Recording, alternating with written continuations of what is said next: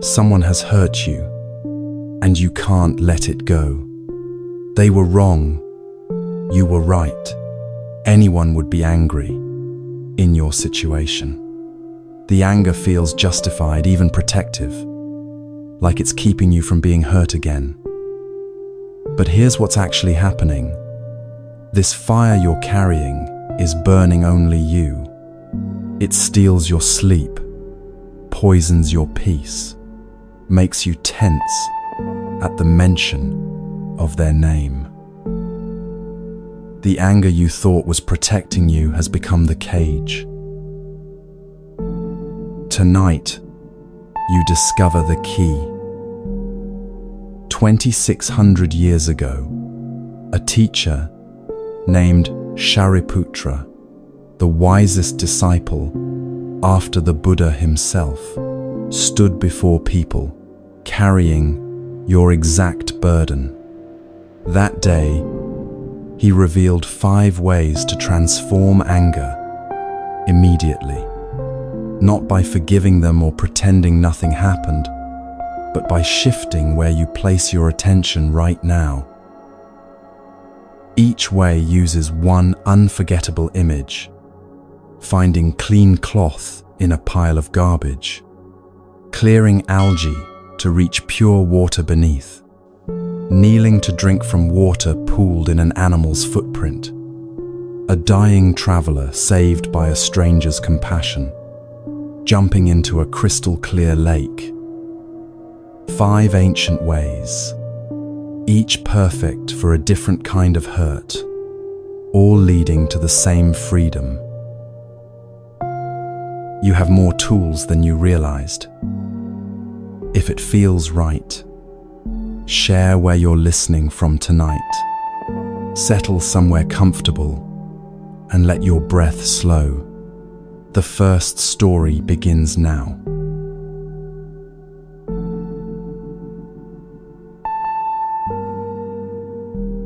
In the early morning, just as the sun rises and casts long shadows across the path, a monk is walking along the outskirts of a village, wearing only a patchwork robe. This wasn't an ornate robe made of fine cloth. It was pieced together from scraps, from fabric that others had discarded, from remnants that most people wouldn't give a second glance. This was part of his practice, you see, to rely on what the world threw away, to find value in what others considered worthless. As he walks, he passes a garbage pile. Not the kind of garbage we're used to today, neatly bagged and hidden in bins, but an open pile of refuse on the edge of town, where people threw everything they no longer wanted. The smell hits him first, overwhelming, nauseating, the stench of decay and waste. Excrement, urine, rotting food scraps, things too foul to name. Most people would hold their breath, avert their eyes, hurry past as quickly as possible.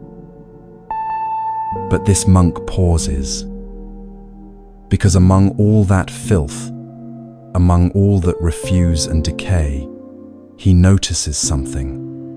One piece of cloth, still intact, relatively clean, lying on top of the pile, but somehow untouched by the surrounding waste. The cloth isn't magnificent. It's just a simple piece of fabric, but it's whole, and it's clean enough to be useful. Now here's where the teaching begins to unfold. The monk doesn't focus on the overwhelming garbage pile. He doesn't stand there thinking about how disgusting it all is, how terrible it smells, how repulsive the sight. His attention goes entirely to that one piece of clean cloth. He steps closer, carefully, mindfully, and picks it up with one hand. He takes the other end and stretches the cloth out, examining it fully in the morning light. He checks for tears, for stains he might have missed, for any damage that would make it unusable. The cloth passes his inspection. It's genuinely clean, genuinely useful, genuinely worth taking. So he folds it carefully and takes it home with him. Later that day, he washes it thoroughly, cleaning away any trace of where it came from. Then he sews it into his patchwork robe, where it becomes part of what sustains his practice, part of what keeps him warm, part of what allows him to continue walking the path. That one piece of cloth, rescued from the garbage pile, serves him well. He didn't take the garbage home. He didn't dwell on the filth. He didn't stand there cataloguing everything that was wrong with that pile. He simply took what was useful and left the rest exactly where it was, in the garbage, not in his life, not in his robe, not carried home to contaminate what was clean.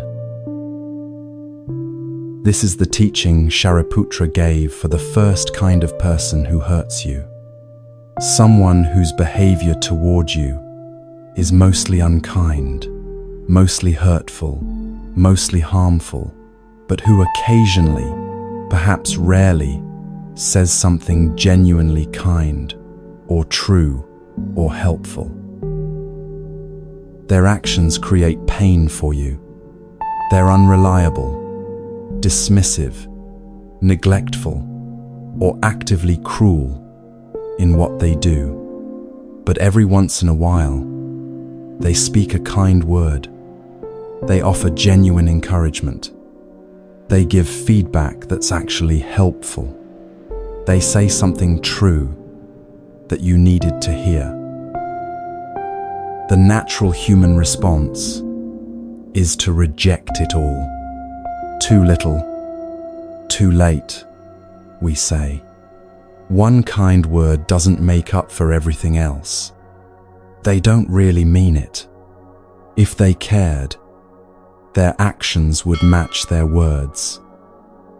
We engage in wholesale rejection. If they're mostly bad, then everything they offer must be contaminated, must be worthless, must be refuse.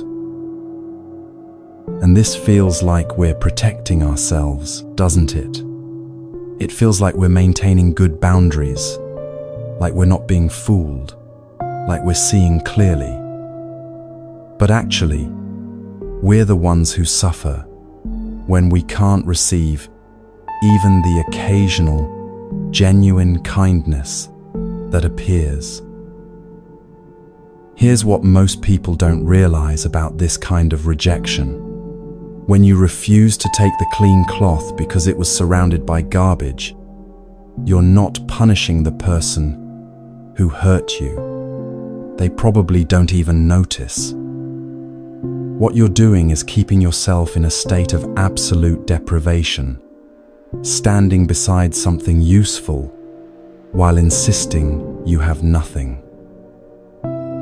Your anger becomes a wall that keeps out not just harm, but also the rare moments of genuine help that appear.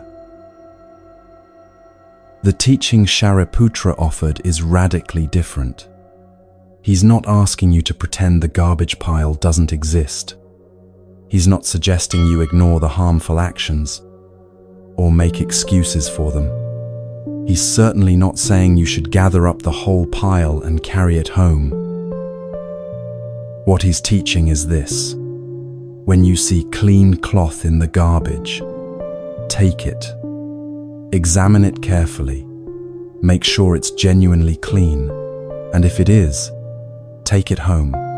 Wash it. Use it. Leave the garbage where it belongs. This is strategic wisdom, not naivety. You're not being fooled when you take what's genuinely useful. You're being wise. You're gathering what helps you and leaving what harms you. The person who hurt you doesn't get to determine whether you benefit from the rare true thing they said. You get to decide that. Think about your difficult boss for a moment. The one whose management style makes you dread Monday mornings. They micromanage every detail of your work, rarely offer praise, create a stressful environment where everyone walks on eggshells. Team morale is low. People are updating their resumes. You've thought about leaving more times than you can count. This is the garbage pile, the toxic behavior, the harsh criticism, the atmosphere of fear they've created. But one day, in a meeting, they give you genuinely constructive feedback. Not the usual nitpicking or vague criticism, but actual helpful insight into your work. Something specific you could implement that would genuinely improve what you're doing. Or they acknowledge something you did well in front of the whole team, and you can tell it's sincere, not manipulation. Your immediate reaction might be to dismiss it. One decent comment doesn't change the fact that they're terrible. What do they want from me now? This doesn't make up for how they treated me last week. All of which might be completely true. But here's the practice. Pause and examine that feedback, like the monk examined the cloth. Set aside everything else for just a moment. Look at this specific piece of feedback on its own merit. Is it actually helpful? Is it true? Could implementing it genuinely improve your work? If the answer is yes, if this is genuinely clean cloth among the garbage, then take it. Use that feedback. Let it improve your skills. This doesn't mean you're suddenly loyal to your terrible boss.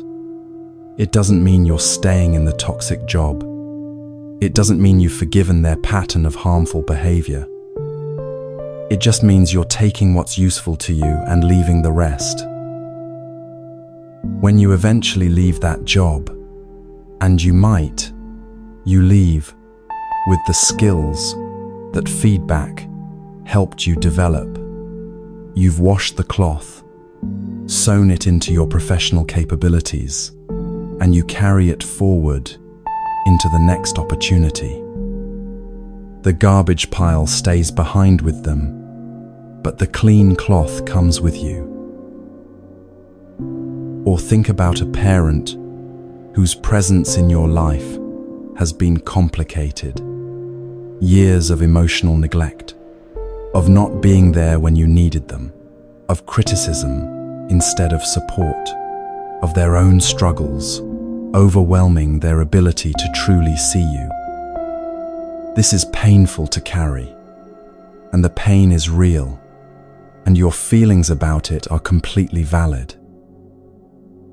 But occasionally, maybe rarely, they express love in their limited way. They say they're proud of you. They share a piece of wisdom from their own life that actually lands as helpful. They show up to something important when you didn't expect them to. One kind word in a sea of absence. The anger in you might immediately reject it. Where was this when I was 10 years old and needed it? Where was this pride when I was struggling in school? One appearance doesn't heal years of not showing up. And you're right, it doesn't. The practice here isn't to pretend those years of neglect didn't happen. It's not to suddenly trust them or to believe they've fundamentally changed. It's not to give them credit they haven't earned. The practice is simply this: that moment of expressed love, that one kind word, that piece of wisdom they shared. Was it real? If it was genuinely real, even if it was just one piece of clean cloth in years of garbage, you can take it. You can let that one moment of pride touch you without it obligating you to a relationship you can't sustain. You can use that piece of wisdom without pretending the wisdom was always available. Taking the clean cloth doesn't erase the garbage pile or excuse its existence. It simply means you're not leaving yourself completely empty-handed when something real appears. This matters because otherwise you build a wall so thick that even genuine care can't reach you anymore. You become so defended against their inconsistency that you can't recognize the rare consistency when it shows up. And that's not freedom. That's a different kind of prison. Or consider a friendship that's been draining you. They're unreliable. They've betrayed your confidence more than once. They take far more than they give, and the relationship feels unbalanced and exhausting. You might already be in the process of pulling back, of setting firmer boundaries, maybe even of ending the friendship entirely. But then they do something genuinely thoughtful. They remember a detail from months ago that mattered to you. They offer encouragement at exactly the right moment. They show up to help you with something when you didn't expect it. One piece of clean cloth in 3 years of garbage. You can acknowledge that moment without it changing your decision about the friendship. Thank you for remembering that was important to me. You can say that sincerely while still recognizing this friendship isn't sustainable. Tomorrow you might still need to end it, to protect your own well-being, to stop the pattern of disappointment. But today you received what was genuinely offered, what was actually real. This prevents you from becoming so hardened that you can't recognize authentic care anywhere. It keeps your discernment sharp. You're not rejecting everything. You're carefully examining what's offered and taking only what's truly clean. Now let's talk about what actually happens in your body when you practice this versus when you don't. When someone who usually hurts you says something kind and you automatically reject it, notice what happens physically. Your chest tightens. Your jaw clenches. Your shoulders rise up toward your ears. Your breathing becomes shallow. This is your body in defensive mode, armored against potential harm, unable to distinguish between actual garbage and clean cloth. But when you pause, examine, and consciously take what's genuinely useful, something different happens. There's a moment of softening. Your breath deepens slightly. The tightness in your chest eases just a fraction. This isn't because the person suddenly became trustworthy, or because the relationship magically healed. It's because you've exercised agency. You chose what to take and what to leave, rather than being controlled by blanket rejection or desperate acceptance. This practice is also nothing like toxic positivity or spiritual bypassing, and it's important to understand the difference. Toxic positivity would say, just focus on the positive. They said something nice, so forget about the bad stuff. That's denial. That's pretending the garbage pile doesn't exist or doesn't matter. The monk in our story never pretended the garbage pile wasn't disgusting. He saw it clearly, acknowledged its existence, and simply chose not to carry it home. Spiritual bypassing would say, everything happens for a reason. This person's cruelty is teaching you something. Be grateful for the lesson. That's making excuses for harm. The teaching here makes no such claim. The garbage is still garbage. The harmful behavior is still harmful. You're not grateful for it. You're not learning to accept it. You're simply learning to identify and take the rare, useful thing while leaving the harm untouched. Here's another thing that happens over time with this practice. It changes how you see people in general. Not just the person who hurt you, but everyone. You start noticing that very few people are entirely garbage or entirely treasure. Most people are complicated mixtures. Your critical eye becomes more nuanced. You can appreciate someone's genuine kindness in one area while being clear-eyed about their limitations in another. This sophistication of vision is liberating because you're no longer trapped in the exhausting work of categorizing everyone as all good or all bad. So how do you actually live this practice? How do you become the monk with the wisdom to take clean cloth and leave garbage behind? Here's how it works in your daily life. First, you have to recognize the situation when it's happening. Someone whose behavior generally hurts you says something kind, and you notice your immediate defensive reaction. You feel yourself wanting to dismiss it, to reject it, to protect yourself by not letting it in. Just notice this without judgment. Name what's happening internally. They said something kind, and I want to dismiss it because of their usual unkindness.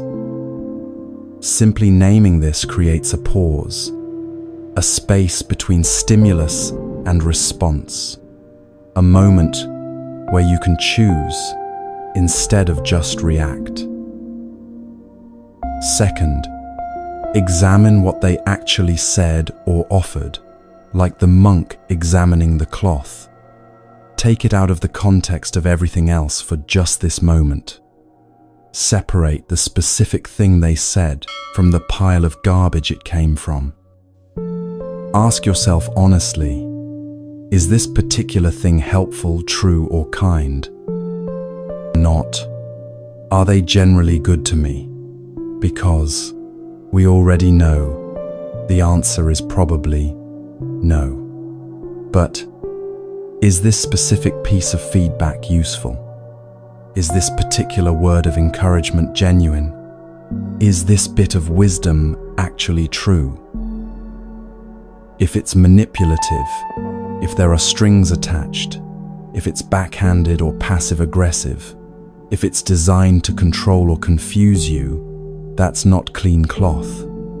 That's garbage disguised as cloth, and you leave it in the pile. But if it's genuinely helpful, if it's honestly kind, if it's simply true, that's the clean cloth worth taking. Here's where people often get confused. They worry that taking the clean cloth means they're being naive or letting their guard down. But notice what the monk did.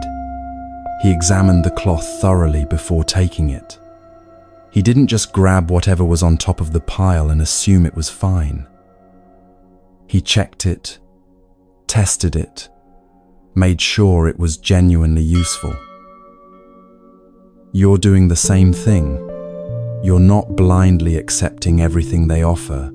You're carefully discerning what's actually clean from what only looks clean on the surface.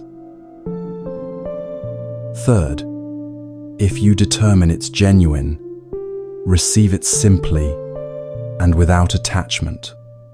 This is crucial. You take the cloth, but you don't make it mean more than it means. If they gave you one helpful piece of feedback, you say, "Thank you, I'll work on that," and you actually do work on it. But you don't suddenly think, "They've changed," or "Maybe they're not so bad after all." One kind word doesn't erase a pattern of unkindness. One piece of clean cloth doesn't make the garbage pile disappear. You take this moment as exactly what it is.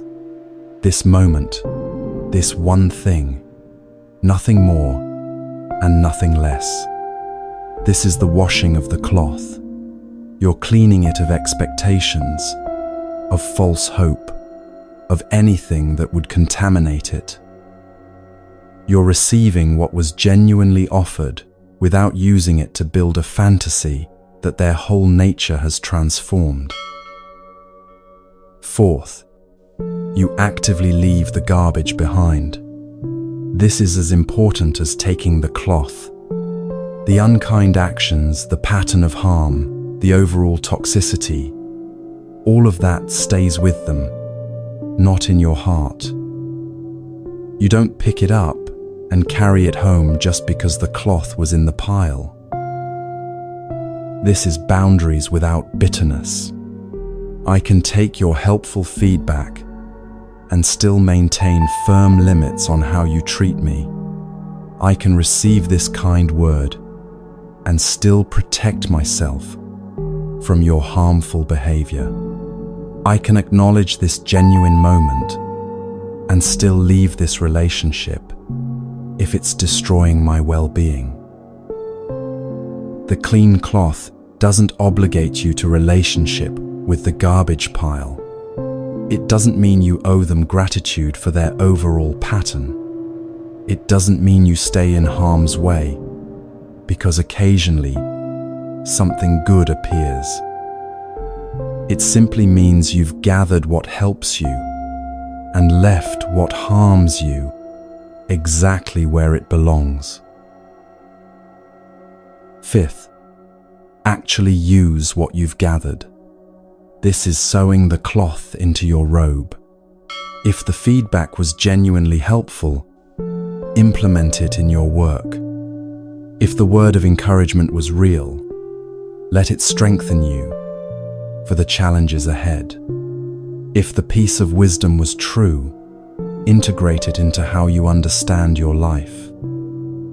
The clean cloth becomes part of your practice, part of what sustains you, part of your actual life. It's not theoretical, it's woven into the fabric of who you're becoming. And here's what's beautiful. Once you've washed it and sewn it in, you can barely tell where it came from. It's just part of your robe now, just part of your capabilities, just part of your wisdom.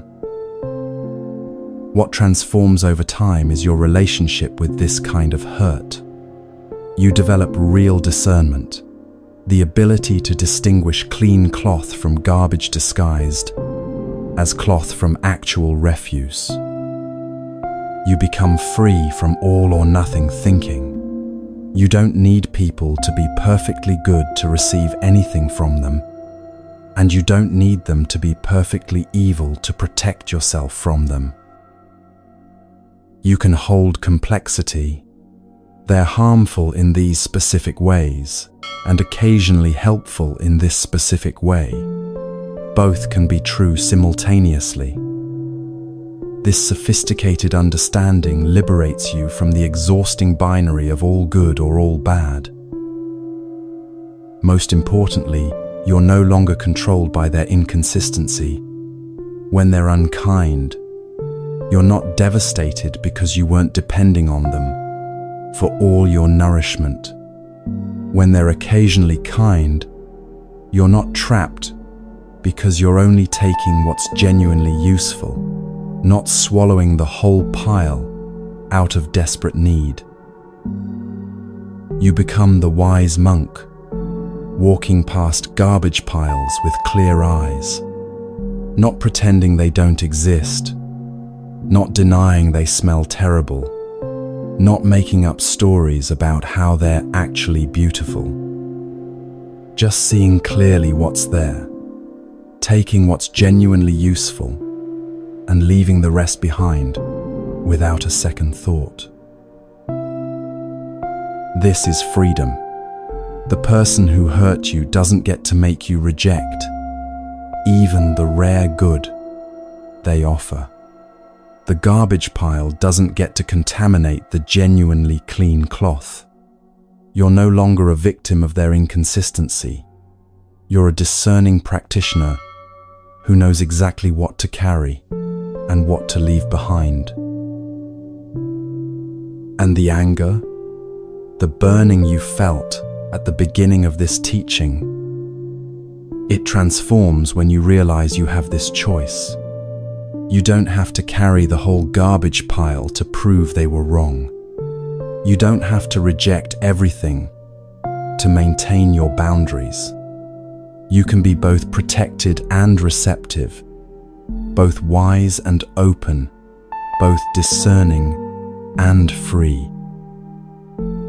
The monk walked past that garbage pile and continued his journey, lighter, warmer, more equipped for the path ahead. One piece of clean cloth made his practice possible that day, and he never once thought about the garbage he left behind.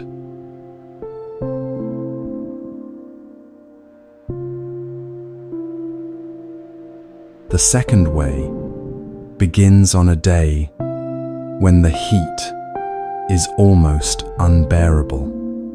Imagine the kind of day where the sun beats down relentlessly, where heat rises from the ground in shimmering waves, where every step feels heavy and your clothes cling to your skin. And a person is walking through this heat, suffering.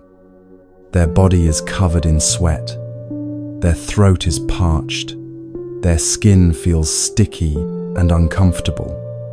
They're desperate for relief, for something to cool them down, for any escape from this oppressive temperature. Then they see it, not far from the village, a lake. But as they get closer, their heart sinks a little. The surface of the lake is completely covered with thick green algae. Floating grass and weeds create a carpet across the top, making the water look uninviting, even repulsive. Someone else might look at this lake and think, "This water isn't usable," or "I'll keep searching for something better." The surface appearance suggests the whole thing is contaminated, spoiled, not worth the effort. But this person understands something important. They know that surface appearance isn't the whole truth. They've learned that what you see on top doesn't always reflect what lies beneath. So without much hesitation, they make a decision. They jump into the lake. As soon as they hit the water, they use their hands to push aside the algae, to clear away the floating grass and weeds. And underneath, cool, clear, pure water. The surface growth hadn't contaminated what was below at all. It was just sitting on top, a layer that could be moved aside with a little effort. The person drinks deeply from this pure water beneath the algae. They bathe completely, letting the coolness wash over their overheated body. The relief is immediate and total. The heat that was making them suffer dissipates. The thirst that was tormenting them disappears. The discomfort that seemed overwhelming just moments ago is replaced by complete refreshment. They emerge from that lake renewed, grateful they didn't judge it solely by its surface, glad they did the small work of clearing aside what was covering the good water beneath. This is the teaching for the second kind of person who causes you pain, someone whose words are rough, critical, harsh, maybe even hurtful, but whose actions consistently demonstrate genuine care. The disconnect can be confusing and painful. What they say stings, cuts, makes you want to pull away. But what they do tells a completely different story. They show up when you need help. They follow through on commitments. Their behavior reveals investment in your well-being, even when their words suggest otherwise.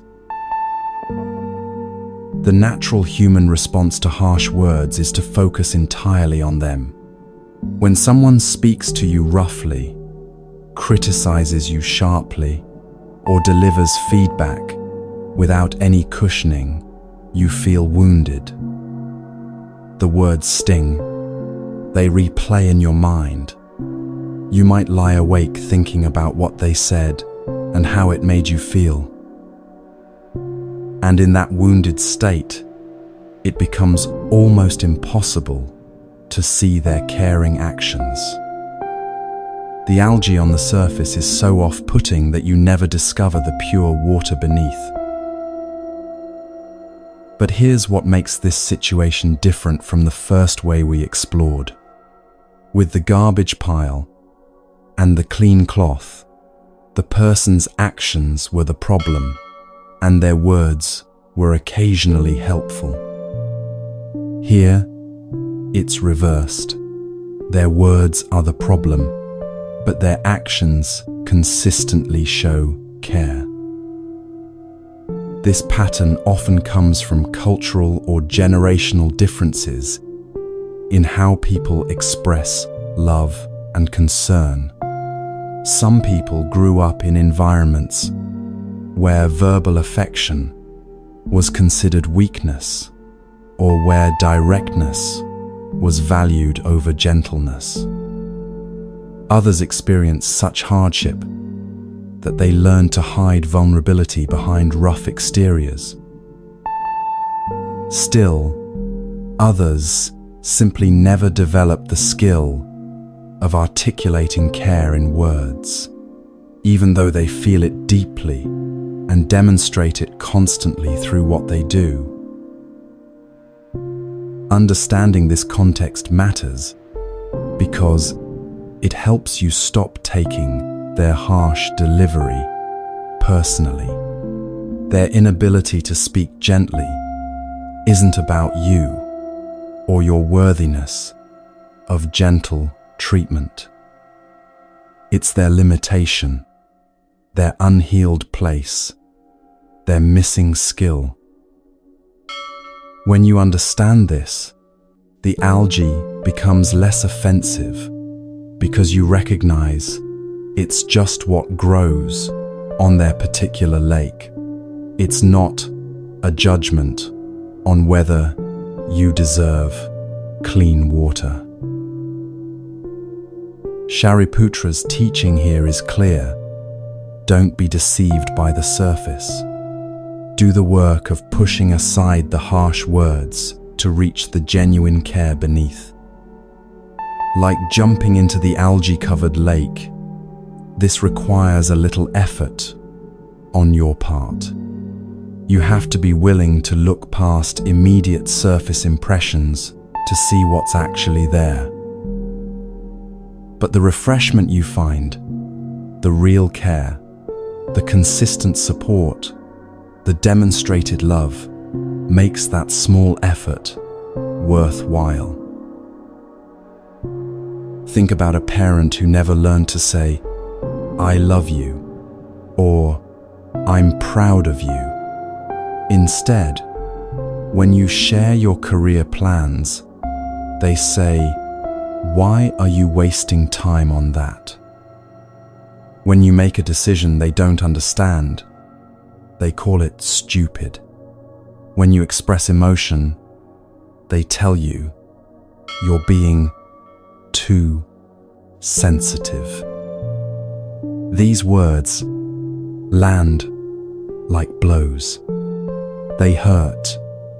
They make you feel unseen, uncared for, maybe even unloved.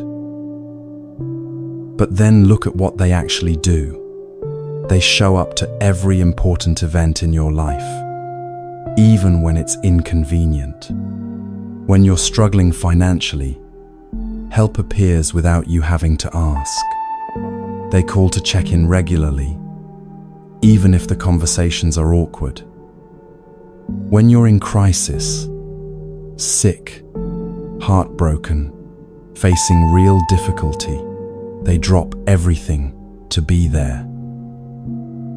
They've sacrificed their own comfort for your well-being more times than you can count. The practice here is learning to respond to the action truth rather than the word harshness. When they say, "Why are you doing that job?" you could hear it as criticism and respond defensively. Or you could hear beneath it, they're worried about your security, your stability, your future. The delivery is terrible, yes, like thick algae covering the lake, but underneath is genuine concern, which is a form of love. So you might respond, "I know you want me to be secure. Thank you for caring about that." You're replying to what's beneath the harsh words, not to the words themselves. This doesn't mean their harsh words don't hurt. The algae is real. You're not pretending it's not there or that it's pleasant.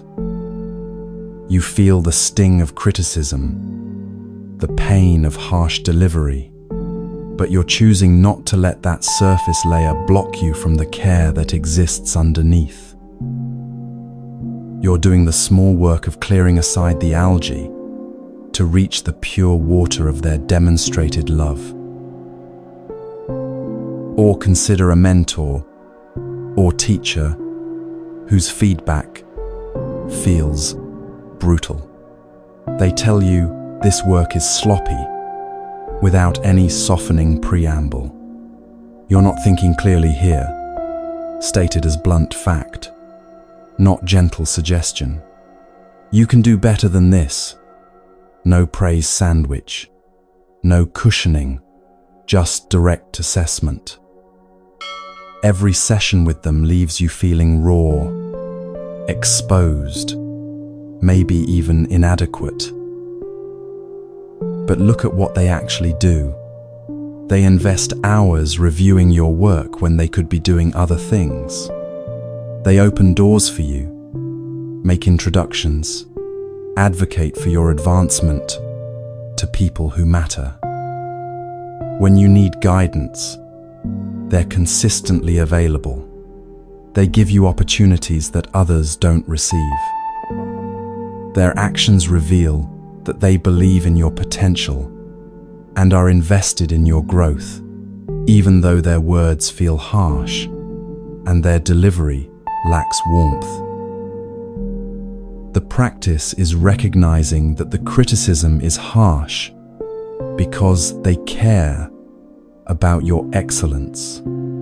If they didn't care, they wouldn't invest the time. If they didn't see your potential, they wouldn't bother with detailed feedback. The bluntness is their communication style, the algae on the lake, not a measure of their actual investment in you.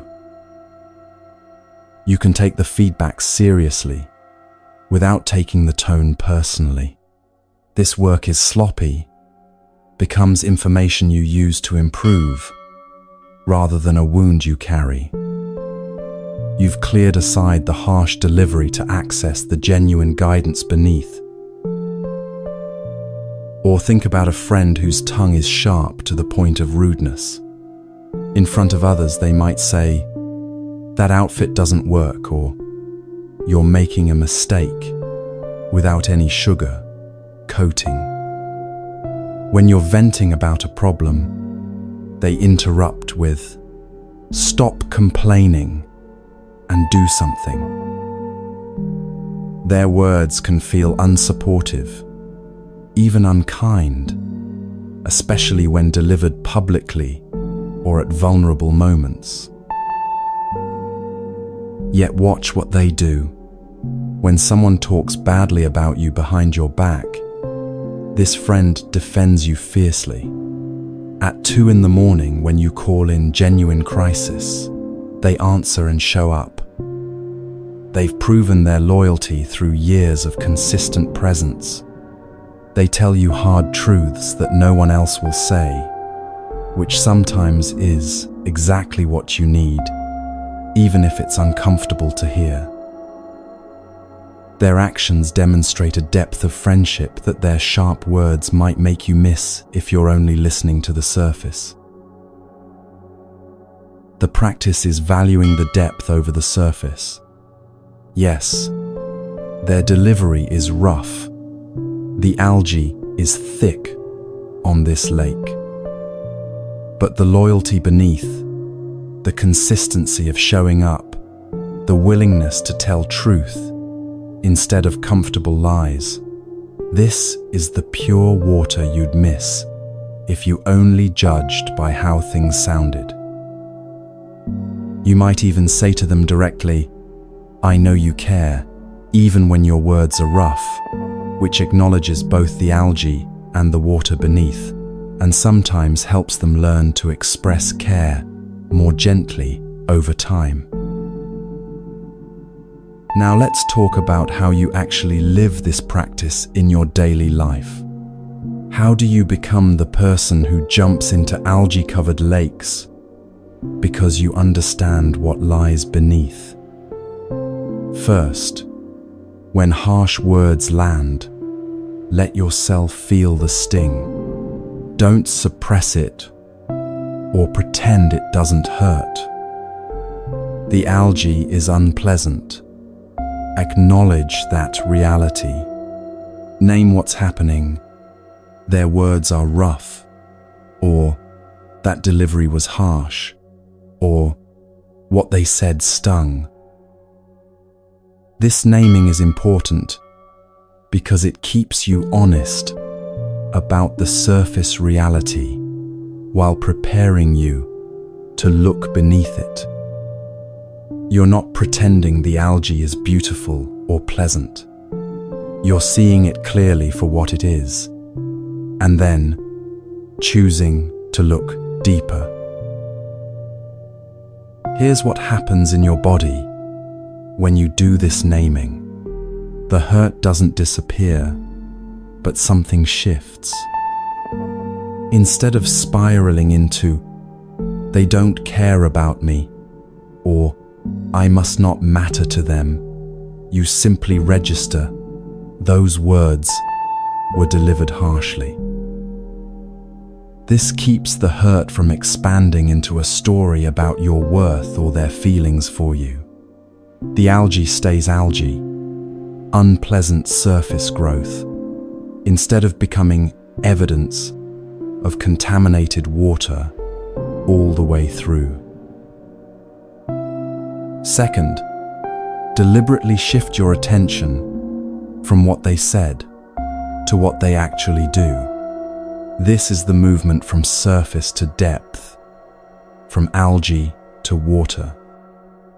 Ask yourself, if I were deaf and could only observe their actions toward me, what would I know about how they feel? When your parent criticizes your choices, but drives 3 hours to help you move into a new apartment, the action speaks care. When your mentor's feedback stings, but they spend their Saturday reviewing your work, the action speaks investment. When your friend's words are blunt, but they show up in crisis without being asked, the action speaks loyalty. Often what you discover is that their actions have been speaking care all along, but the harsh words were so loud you couldn't hear what the actions were saying. This is why the shift of attention matters. You're choosing to listen to the full message instead of only the uncomfortable part. This practice also reveals something profound about how we measure care in relationships. Many of us have been taught that words are the primary currency of affection. If someone can't say, "I love you," we question whether they feel it. But some of the deepest care in human life is expressed entirely through presence and action. The parent who works double shifts so you can go to college might never say they're proud, but every early morning they wake up for that shift is saying it. The mentor who tears apart your work is saying, "You matter enough for me to invest in making you excellent." The friend with the sharp tongue is saying, "I care enough to give you truth, even when it's uncomfortable." Third, practice translating the harsh words into their underlying meaning. This is the actual work of clearing aside the algae. When they say, "This is sloppy work," hear beneath it, "I know you're capable of better, and I care about your development." When they say, "That's a stupid decision," hear, "I'm afraid you'll get hurt, and I don't know how to express that fear gently." When they say, "You're too sensitive," hear, "I don't know how to handle emotions well, and your expression of feeling makes me uncomfortable." This translation isn't making excuses for them, or pretending their harsh delivery is okay. The algae is still algae, and rough words still sting.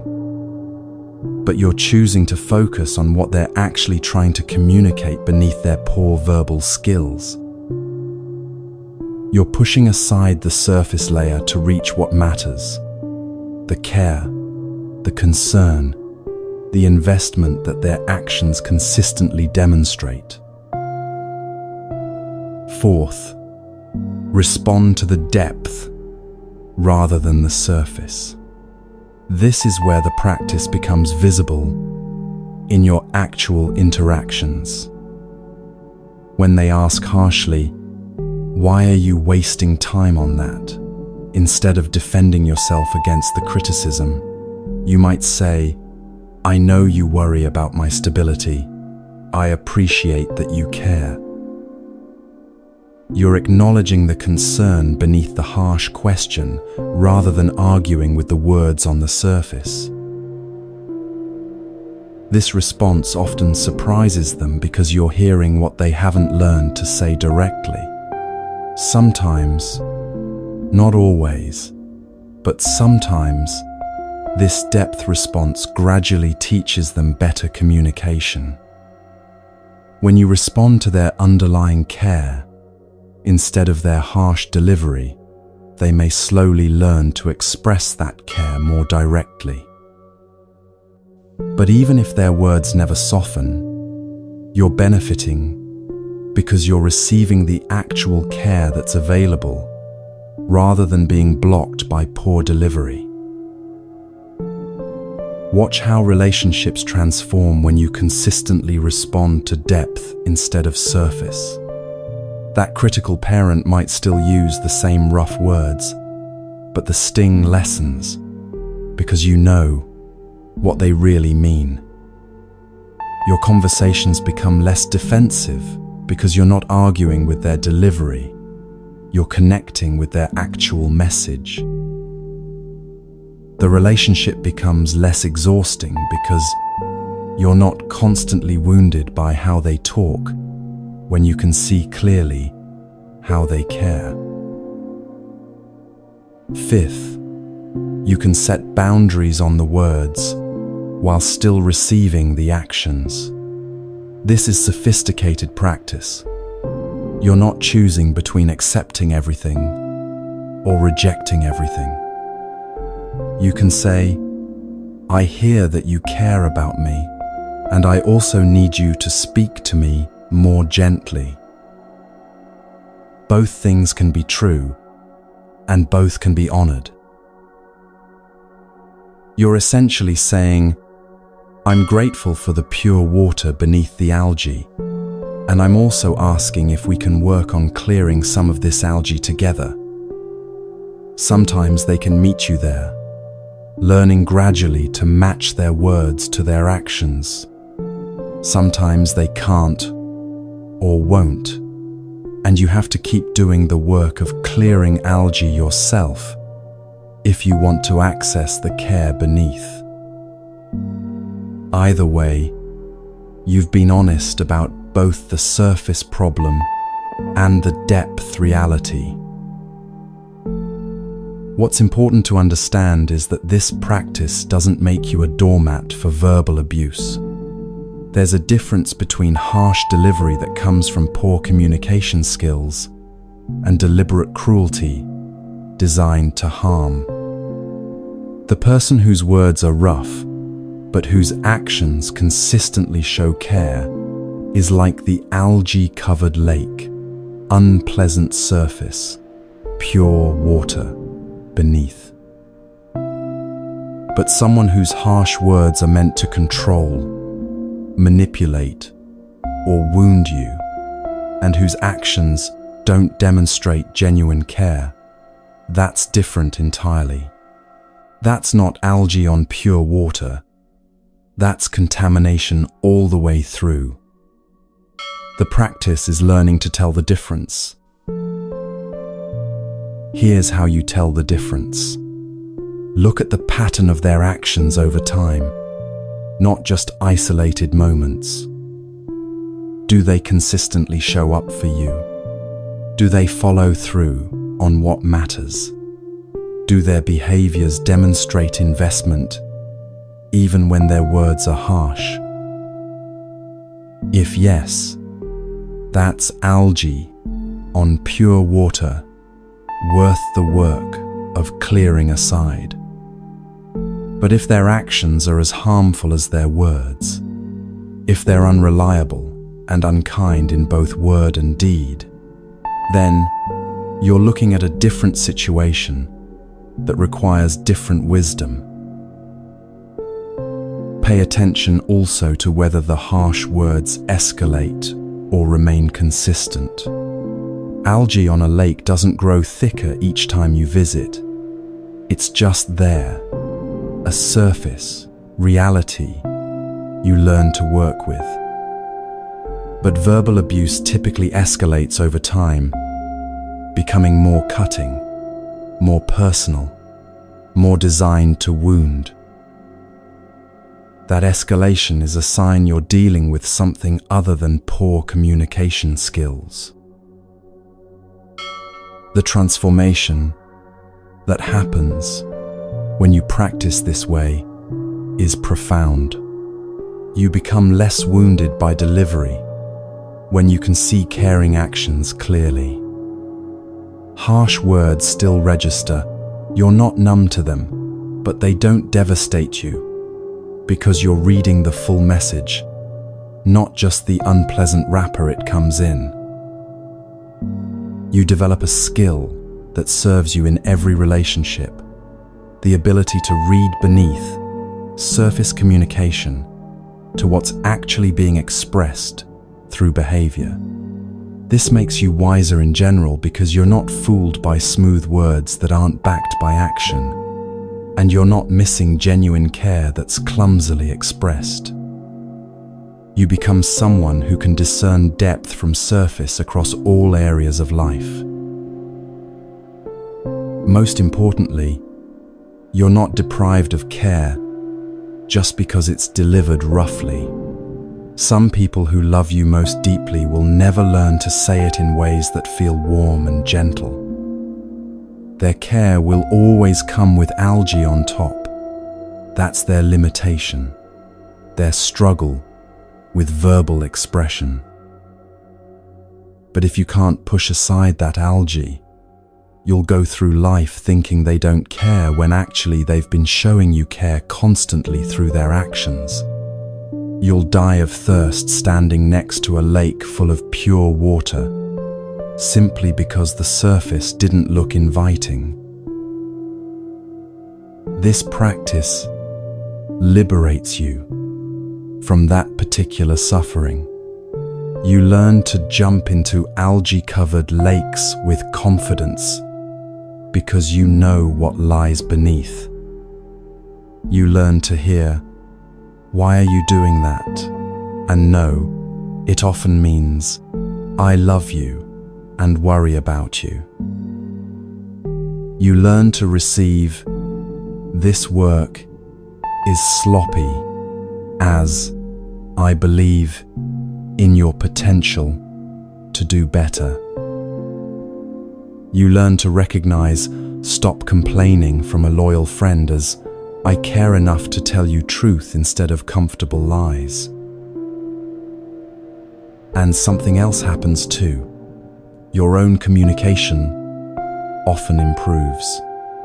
When you've learned to translate harsh words into underlying care, you become more conscious of your own delivery. You start noticing when you're putting algae on your own expressions of care, when your worry comes out as criticism or your fear as harshness. And you can choose to express the care more directly, to let your words match your actions, to clear your own algae so others don't have to work so hard to receive what you're actually offering. The person in the story emerged from that algae-covered lake completely refreshed. They weren't angry at the algae for existing or resentful that they had to clear it aside. They were just grateful for the pure water they found beneath, glad they didn't walk away based on surface appearance alone. They learned something valuable that day, that some of life's best refreshment comes from sources that don't look immediately appealing, and that a little effort to look beneath the surface is almost always worth it. You can become this person. When someone's words are harsh but their actions show care, you can learn to clear aside the algae and drink from the pure water beneath. Your relationship with them transforms from one of constant hurt at their delivery to one of deep appreciation for their demonstrated care. And you walk through life less wounded by surface roughness, more able to recognize and receive care in all its varied forms, more free from the prison of needing perfect delivery to recognize genuine love. The algae is still there. You're not pretending it's pleasant, but you've learned that it doesn't determine what lies beneath, and you've developed the wisdom to reach the refreshment that matters.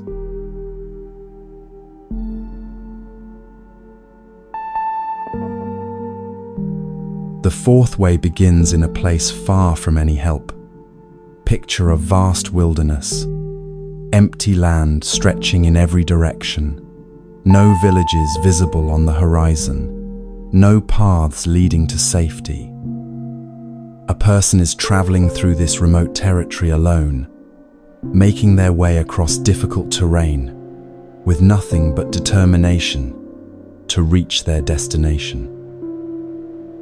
They've been walking for days, far from anything familiar, with only the hope of reaching the next settlement to keep them moving forward. Then suddenly, everything changes. They fall sick. Not the mild discomfort of fatigue or minor illness, but desperate, debilitating sickness that drains every bit of strength from their body. Fever burns through them, making their skin hot and their thoughts confused. Weakness settles into their limbs until they can barely stand, let alone continue walking. Their legs give out and they collapse on the path, unable to take another step, unable to do anything but lie there suffering. As they lie there, the full horror of their situation becomes clear. They're alone, completely, utterly alone. The nearest village is days away, impossible to reach in this condition. No one knows where they are. No one is coming to look for them. No one even knows they need help. The realization settles over them like a weight crushing their chest. I will die here.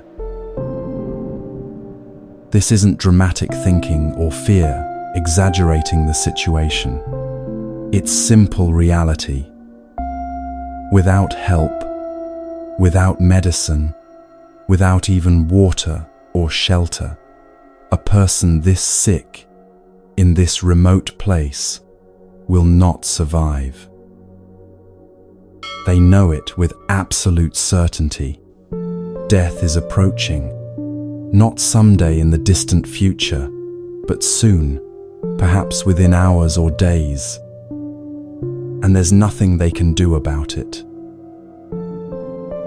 Despair floods through them. Not just fear, but the deep hopelessness of knowing your life is ending and being powerless to stop it. They look at the empty landscape around them and understand that this barren place will be where their story ends. No family to say goodbye to, no comfort in their final moments, just alone in the wilderness, dying slowly from sickness, with no one to witness or care. The suffering isn't just physical now. It's the existential terror of abandonment, of facing death completely alone, of the world continuing on without even noticing you're gone. Time passes. How much? They can't tell. The fever makes everything blur together. They drift in and out of awareness, each time surfacing to the same terrible reality. Still alone, still dying, still no hope. They've stopped trying to move, stopped even hoping for rescue. They're just waiting now, enduring each moment of suffering as it comes, too weak to do anything else. Then, something changes. Through their fevered haze, they become aware of a presence. Someone is approaching on the same path. Another traveler, alone like they were, making their way through this same wilderness. This newcomer sees the sick person collapsed on the path, sees immediately how desperate the situation is. The fever, the weakness, the look of someone at death's door. And in that moment, they have a choice. They could keep walking. After all, stopping to help means risking their own journey, their own safety, their own supplies. The sick person is a stranger, no relation, no obligation. Many people, faced with this scene, would feel sympathy, but keep moving. It's not their problem, and they have their own concerns. But this traveler doesn't hesitate.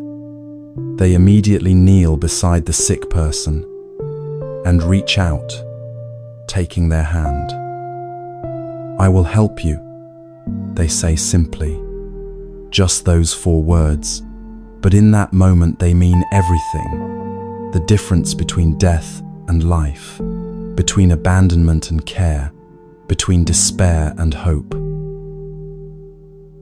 The compassionate traveler doesn't just speak comfort and move on. They act. They help the sick person to their feet, supporting their full weight since they can barely stand. Step by slow step, they guide them toward the nearest village. It takes hours, maybe a full day. Progress painfully slow with someone so weak. But the helper never wavers, never complains about the burden, never suggests leaving the sick person to manage alone. When they finally reach the village, the compassionate traveler doesn't consider their duty done. They find shelter for the sick person, a place to rest safely. They obtain medicine, whatever remedies the village healers recommend. They bring food, though the sick person can barely eat. They bring water for the fever. They provide everything needed for recovery, care, attention, resources, time.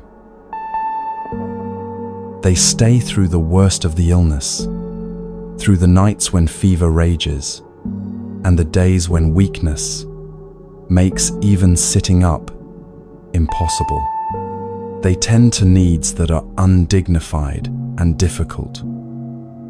They offer presence when the sick person is delirious and frightened. They give of themselves completely to a stranger, asking nothing in return, simply because another human being was suffering and they could help. Because of this compassion, the sick person survives. Their life is saved by someone who had no obligation to save it, who gained nothing from the effort, who simply saw suffering and responded with immediate care. Days or weeks later, when the sick person has recovered enough to continue their journey, they understand with perfect clarity, without this compassionate stranger, they would have died alone in that wilderness. Every breath they take from that moment forward exists because someone chose compassion over convenience. Now here's where Shariputra's teaching becomes radical, almost shocking in what it asks. He says, "This is how you must see people who have been entirely unkind to you, not as the compassionate helper in this story, but as the sick traveler dying alone in the wilderness. The person who hurt you, who showed no kindness, who seemed entirely cruel, you must see them as desperately sick, dying from their own cruelty, needing help they don't even know to ask for." This is the hardest teaching of all 5 ways. The first 3 ways asked you to take clean cloth from garbage, to clear algae from water, to honor tiny kindness. Those are challenging, but at least there's something good to work with, some kindness, however small, to acknowledge. But this fourth way addresses the person who seems to have no kindness at all, someone whose actions, words, and heart all appear entirely cruel. These are the people who caused you deep harm without any apparent remorse, the ones who hurt you deliberately and showed no regret, the ones who, when confronted, denied or minimized, or even seemed to enjoy your pain. The seemingly unforgivable people whose cruelty felt intentional, whose harm felt personal, whose lack of conscience felt like proof of something fundamentally broken or evil in them. Everything in you might rebel against seeing them with compassion. They don't deserve compassion. Look what they did to me. This is asking too much. Why should I care about their suffering when they caused mine? Seeing them as sick feels like excusing what they did, like saying it wasn't their fault. The resistance is not only understandable, it feels morally right. Surely some people have forfeited the right to compassion through their choices. But here's what the teaching actually asks, and why. Shariputra isn't asking you to see cruel people with compassion because they deserve it. He's not asking you to excuse their behavior or pretend the harm wasn't real or severe. He's asking you to see their cruelty as their sickness, their suffering, their prison, their hell, because holding them in your mind as pure demons destroys your peace, not theirs. Think about what happens inside you when you hold absolute hatred for someone. You create an image of them in your mind as completely evil, as a monster without humanity, as someone deserving only punishment and suffering. This demon you've created haunts you. It appears in your thoughts when you're trying to work, in your dreams when you're trying to sleep, in your body as tension and anger when their name comes up. The demon grows larger than the actual person ever was, consuming your mental and emotional energy, stealing your peace years after you've physically separated from them. The irony is painful when you see it clearly. They may have moved on with their life completely, barely thinking about you or what they did. Meanwhile, you're carrying a demon-sized version of them in your mind that torments you daily. Your hatred of them hurts you infinitely more than it will ever hurt them. But the reality is that people capable of genuine cruelty are not free, happy, or at peace. They're sick. Their sickness manifests as the inability to feel appropriate remorse, the compulsion to harm others, the destruction of their own capacity for genuine connection. They live in a prison of their own making, unable to experience the deep satisfactions that make life meaningful, real intimacy, trusted friendships, inner peace, the clean conscience that allows restful sleep. Imagine actually living inside their skin, inside their mind, inside their experience. Always suspicious because you can't trust anyone, having destroyed trust too many times. Never vulnerable because vulnerability was beaten or shamed out of you long ago.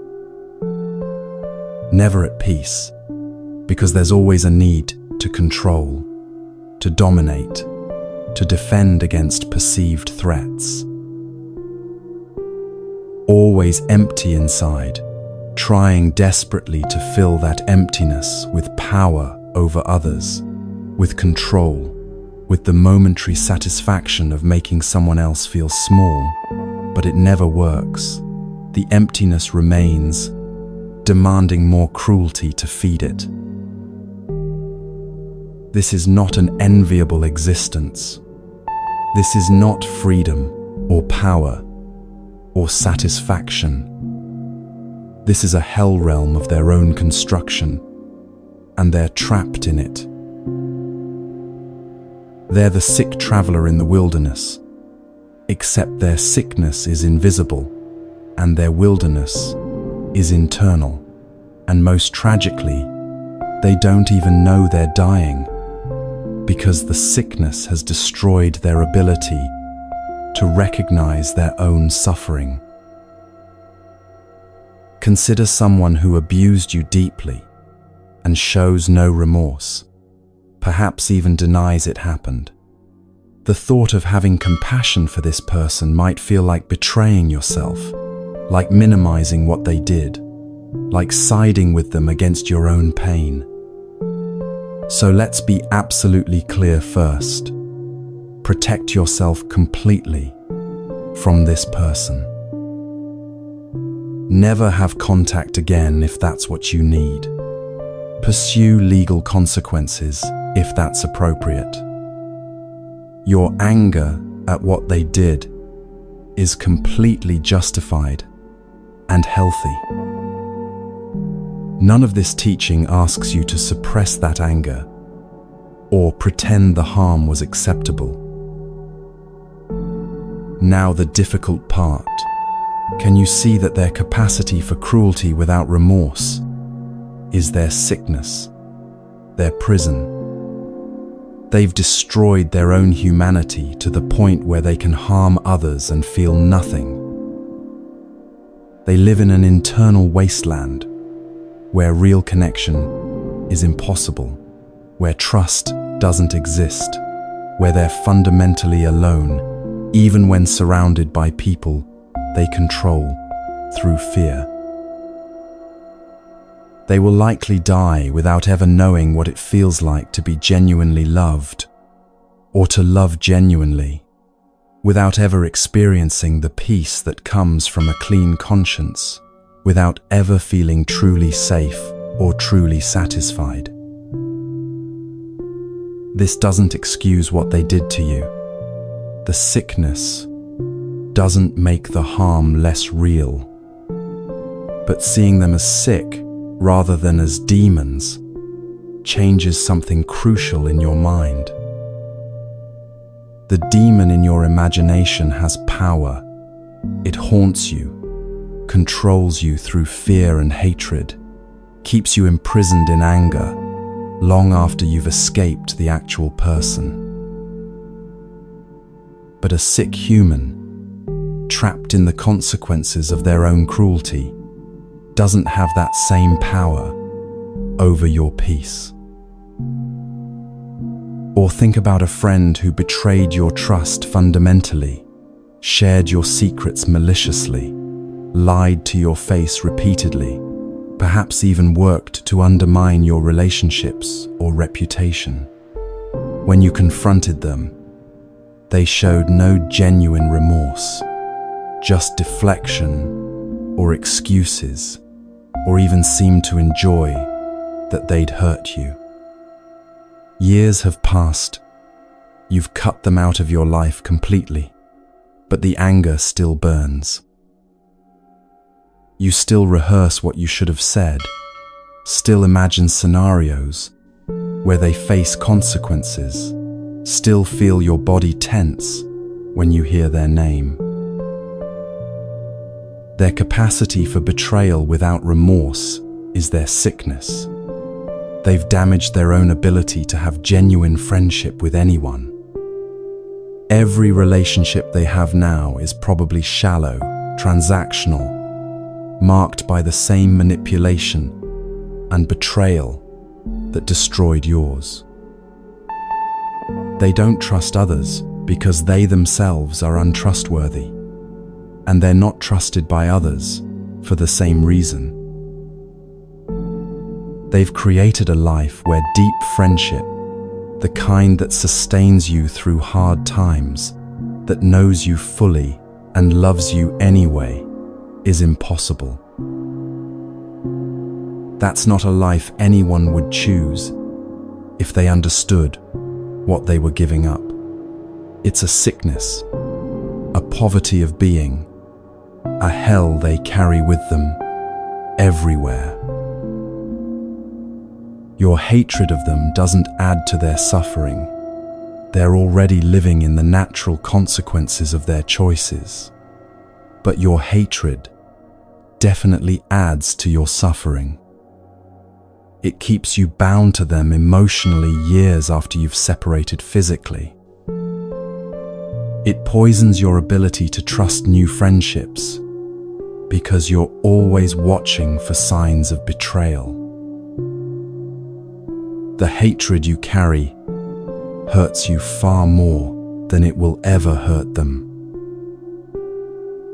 Or consider an authority figure, boss, teacher, coach, who was systematically cruel and seemed to enjoy wielding power over those beneath them. They humiliated people publicly, used their position to control and intimidate, created an environment of fear. You've left that situation, escaped their direct influence, but the memories still burn. Sometimes you wake up at night still processing what they did, still angry that they got away with it, still wishing they would face consequences. People who need to wield power cruelly are profoundly sick. They're so empty inside, so devoid of genuine self-worth, that dominating others is the only way they can feel significant. Real power, the kind that comes from competence, from genuine respect, from building others up, they'll never experience because they're too sick to build, only to destroy. They're dying from lack of genuine self-worth, trying desperately to fill that emptiness with control over others, but it never works. No amount of domination fills the void inside. They remain empty, remain sick, remain trapped in the need to keep dominating, to feel alive. The tragedy is that their sickness perpetuates itself. Each act of cruelty further destroys their capacity for genuine connection, which makes them feel more empty, which drives more cruelty. They're caught in a downward spiral, and most will never escape it because the sickness itself prevents them from recognizing they need help. Like the sick traveler in the wilderness, they're dying, but unlike that traveler, they can't even cry out for help because the illness has convinced them they're fine. So how do you actually practice this? The hardest of the 5 ways. First, don't skip past feeling the full weight of the harm they caused. This is crucial. They hurt you deeply, and that pain is real and valid and deserves to be felt fully. Let yourself be angry. Let yourself feel betrayed. Let yourself grieve what their cruelty cost you. The time, the trust, the innocence, the peace you had before they harmed you. Some days you'll need to be in that anger completely, and that's okay. Healing isn't linear. There's no timeline for when you should be over it. This teaching isn't asking you to bypass your pain or to rush to compassion before you've honored your own suffering. Take all the time you need here. The Sick Traveler teaching will still be available when you're ready for it. And you might never be ready for it with this particular person, and that's also okay. This teaching is an option, not an obligation. In fact, some spiritual teachers would say you need to feel your anger fully before you can truly release it. Anger that's been suppressed or bypassed doesn't go away. It goes underground where it causes different kinds of damage.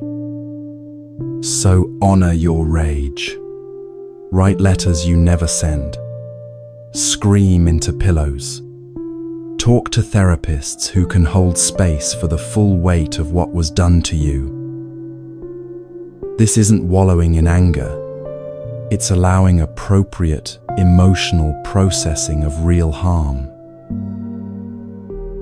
Second, when you're ready, whenever that might be, start noticing what holding absolute hatred does to you. Not what it does to them, but what it does to your own life. Does it disturb your sleep? Does it intrude into moments that should be peaceful? Does it consume mental energy you'd rather spend on things that matter to you? Does it poison your ability to trust or to open your heart to others? Ask yourself honestly, how much of my life force is being consumed by this hatred? Not in a judging way, just as honest inventory. If the answer is a lot, then you might be ready to explore this teaching, not for their sake, but for your own liberation. Pay attention to how often they appear in your thoughts uninvited, how much energy goes into imagining them suffering or finally understanding what they did. How many potentially peaceful moments are disrupted by sudden memories of their cruelty. This inventory isn't about making yourself feel bad for still being angry. It's about seeing clearly what the anger is costing you, so you can make an informed choice about whether you want to continue paying that price. Third, practice seeing their cruelty as the sickness that has destroyed their own capacity for fully human life. People capable of genuine cruelty have lost access to experiences that make life meaningful. They can't feel appropriate remorse, which means they can't make genuine amends and experience the relief of reconciliation. They can't be truly vulnerable, which means they can't experience real intimacy. They can't trust because they're fundamentally untrustworthy, which means they live in constant suspicion and isolation. Try to imagine actually living in their internal world, not to excuse them, but to understand the prison they're in. Always needing to control because you can never trust. Always empty inside, trying to fill it with domination or harm but never succeeding. Never at peace, never truly satisfied, never experiencing the deep contentment that comes from living with integrity. This is their hell, and unlike you, they can't escape it by physical separation, because they carry it inside themselves, everywhere they go. Fourth, practice shifting how you hold them in your mind, from demon to sick human. The demon in your imagination is all-powerful, ever-present, capable of haunting you indefinitely. The sick human is pitiable, limited, already suffering the natural consequences of their choices. This shift, doesn't require you to feel warm compassion toward them. It doesn't require you to wish them well or to hope for their healing. It's simply recognizing reality. They're sick humans, trapped in prisons of their own making, not all-powerful demons, with ongoing control over your peace. When they appear in your thoughts now, instead of spiraling into rage or fear, you can think, they're sick, I'm free, and move on. Fifth, choose your level of compassion on a spectrum, knowing that any point on that spectrum is better than absolute hatred. Full compassion might sound like, I genuinely wish they could heal from whatever made them capable of such cruelty. Minimal compassion might sound like, I see they're sick and I'm glad I'm away from them. Neutral might sound like, they're sick people living sick lives. That's their burden, not mine anymore. All of these are better than absolute hatred, which sounds like they're pure evil, deserve only suffering, and I'll carry rage toward them forever. That last one chains you to them indefinitely. Even the most minimal compassion, just seeing their sickness without wishing them well, begins to free you. What transforms over time is this: hatred loosens its grip on your heart, not because you've forced it to, but because you've seen clearly that carrying demons in your mind creates ongoing suffering while seeing sick humans allows release. The person who hurt you shrinks back to human size in your memory, instead of looming as an outsized monster. This creates space in your mind for other things, for healing, for joy, for new relationships, for peace. Most importantly, you become free whether they ever change or not, whether they ever face consequences or not, whether they ever understand what they did or not. Your freedom doesn't depend on their transformation. It depends only on your willingness to stop carrying them as demons in your heart, and to see them instead as sick travelers dying in the wilderness of their own cruelty. They're in their own prison already. You don't have to join them there.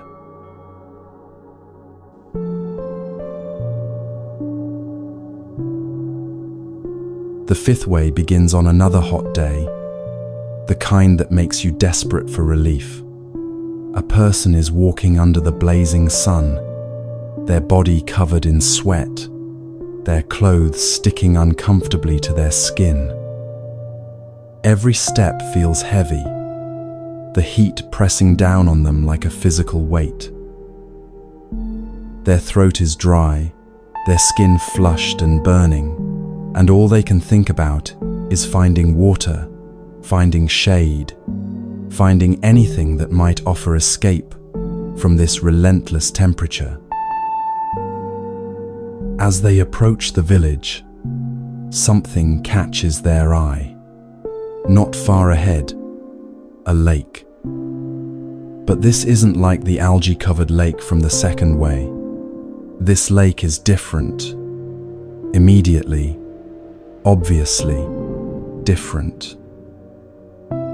Even from a distance, they can see how beautiful it is. They move closer, drawn by what they're seeing. The water is perfectly clear, so clear you can see straight through to the bottom. See every stone on the lake bed. See how the light plays through the water. There's a quality to it that suggests sweetness Not just drinkable, but genuinely refreshing. The kind of pure water that tastes better than anything you could imagine. The lake bed itself is level and even. No hidden dangers lurking beneath the surface. No sudden drop-offs or sharp rocks. Just smooth consistency all the way across. The banks of the lake are lush with vibrant green grass, soft and welcoming, the kind of grass that invites you to sit, to lie down, to rest. And surrounding the whole scene, fresh, beautiful trees, providing deep shade. Their leaves rustle gently in whatever breeze exists, creating dappled patterns of light and shadow on the water's surface. The entire setting is perfect, like it was designed specifically for this moment, for this person, for this need. There's nothing to fix here, nothing to work around, nothing to clear away or examine carefully or approach with caution. This lake is exactly what it appears to be: pure, clear, refreshing, safe, inviting. Everything about it says, come, rest, be refreshed. And the person doesn't hesitate. This is important. There's no calculation, no suspicion, no holding back. They simply remove their clothes because there's nothing to hide from this purity, nothing to protect themselves from in this clear water. They don't test it first with a toe or wonder if it's really as good as it looks. They trust what they're seeing because what they're seeing is trustworthy. And they jump in completely. The moment they hit the water, everything changes. Immediate relief, complete comfort. The coolness surrounds their overheated body, washing away the suffering of the heat in an instant. They drink deeply, and the water is as sweet as it looked, pure and satisfying in a way that goes beyond just quenching thirst. They bathe completely, letting the water touch every part of their body, holding nothing back from this refreshment. The suffering they were experiencing, the heat, the exhaustion, the desperate discomfort, all of it disappears. Not gradually, not with effort, but immediately upon entering the water. This is what complete kindness offers. Total refreshment, when you're willing to receive it fully. They emerge from the lake renewed, restored, grateful they didn't stand at the edge, calculating whether they deserve to enter, or worrying about what it might cost them. This is Shariputra's teaching for the fifth kind of person in your life. Someone who is thoroughly kind to you in every possible way, in their body, in their speech, in their mind.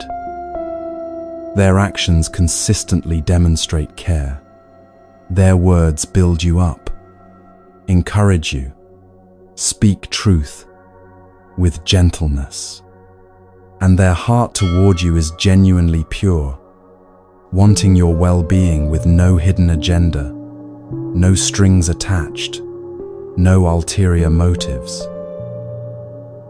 This is the beautiful clear lake, kindness that's obvious, consistent, trustworthy, and completely available to you.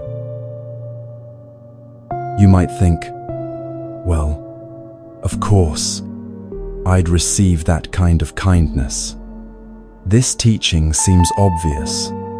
Who wouldn't jump into a clear, beautiful lake? But the Buddha warns through Shariputra, even here, standing beside perfect refreshment, we find ways to create suffering for ourselves. Even when someone is entirely kind to us, we create barriers that keep us from fully receiving what they're offering. This is perhaps the most surprising teaching of the 5 ways. We expect to struggle with people who hurt us, but we don't expect to struggle with people who love us well. Yet this struggle is real and common and costs us dearly in missed connection, refused support, and rejected love. Watch how this happens in your own life. Someone is consistently good to you. They show up, they care, they're reliable and kind in every way you can measure. The lake is right there, clear and inviting. But instead of jumping in, you find reasons to stand at the edge. Unworthiness whispers, "I don't deserve this kind of love. They're too good for me. If they really knew me, all my flaws and failures, they wouldn't be so kind." You're standing at a beautiful lake thinking you're too dirty to enter the pure water, when actually the water is there specifically to refresh you as you are. Suspicion creeps in. What do they want from me? No one is this kind without an agenda. They must want something eventually. This is too good to be true. You're looking at clear water and imagining hidden dangers that don't exist, searching for algae that isn't there, convinced that purity, this obvious, must be hiding something sinister beneath. Comparison wounds you. They're so much better than me. Their kindness highlights my inadequacy. I can never be as good, as generous, as emotionally healthy as they are. You're standing beside a lake that would refresh you completely, but instead of entering, you're measuring the distance between the clear water and your dusty self, and feeling bad about the contrast. Jealousy poisons the gift. Why are they so happy all the time? It's not fair that they have their life together when I'm still struggling. I resent that they seem so at peace. The lake is beautiful, and you're angry at it for being beautiful instead of grateful that it's available to you. Fear of debt holds you back. If I accept this kindness, I'll owe them something I can't repay. I'll be forever indebted. I can't match their generosity, so I shouldn't accept it. You're refusing refreshment because you're calculating costs that don't exist, keeping score in a game they're not playing. Fear of loss paralyzes you. If I fully receive this and they leave, I'll be devastated. Better not to depend on them so completely. If I jump in all the way and someday the lake isn't here, I won't survive it. You're dying of thirst beside pure water because you're afraid of future thirst, suffering now to avoid potential suffering later. Each of these barriers is real in your mind, real in how it stops you from receiving, but none of them change the fact that the lake is there, clear and pure, offering complete refreshment if you're willing to jump in. The obstacles aren't in the water, they're in your head, your history, your fears, your calculations. Think about a friend who's been steadfast for years. They show up consistently, not just when it's convenient, but when it really matters. They remember what's important to you, celebrate your wins without jealousy, support you through losses without judgment. There's no drama with them, no games, no keeping score. Just genuine, reliable friendship, year after year. This is a clear lake standing right in front of you, but watch what your mind does. I'm not a good enough friend back. I don't call them enough. I forget to check in. I'm too wrapped up in my own problems. That's unworthiness keeping you from jumping in fully. Why are they so nice to me? Do they not have other friends? Is something wrong with them that they choose me? That's suspicion contaminating clear water. They're so much more together than I am. They never seem anxious or messy or struggling. That's comparison making you feel worse instead of letting their peace refresh you. But what if you just jumped in? What if when they showed up for you, you fully received their presence instead of minimizing it with, "Oh, you didn't have to come"? What if when they celebrated your achievement, you let it touch you instead of deflecting with, "It's not that big a deal"? What if when they offered support, you accepted it openly instead of insisting, "I'm fine, really"? The friendship would feel different immediately.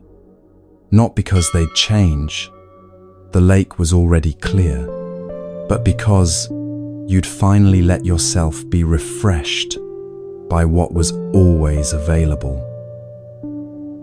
You'd experience the full depth of connection that's been waiting for you all along, held back only by your refusal to receive it fully.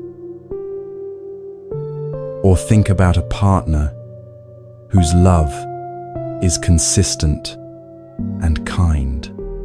They see your flaws clearly and love you anyway. They support your growth without trying to control your direction. Their words build you up. Their actions show care. Their heart toward you is generous and true.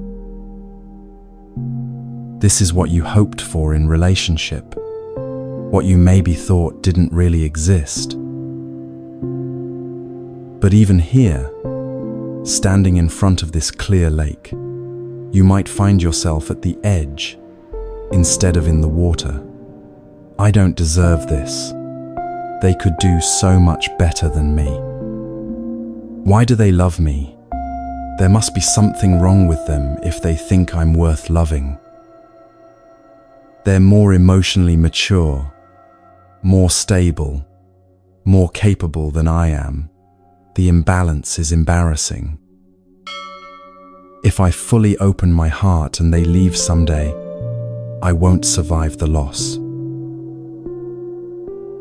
All of these thoughts are armor, protection against being hurt, but they also protect you from being loved.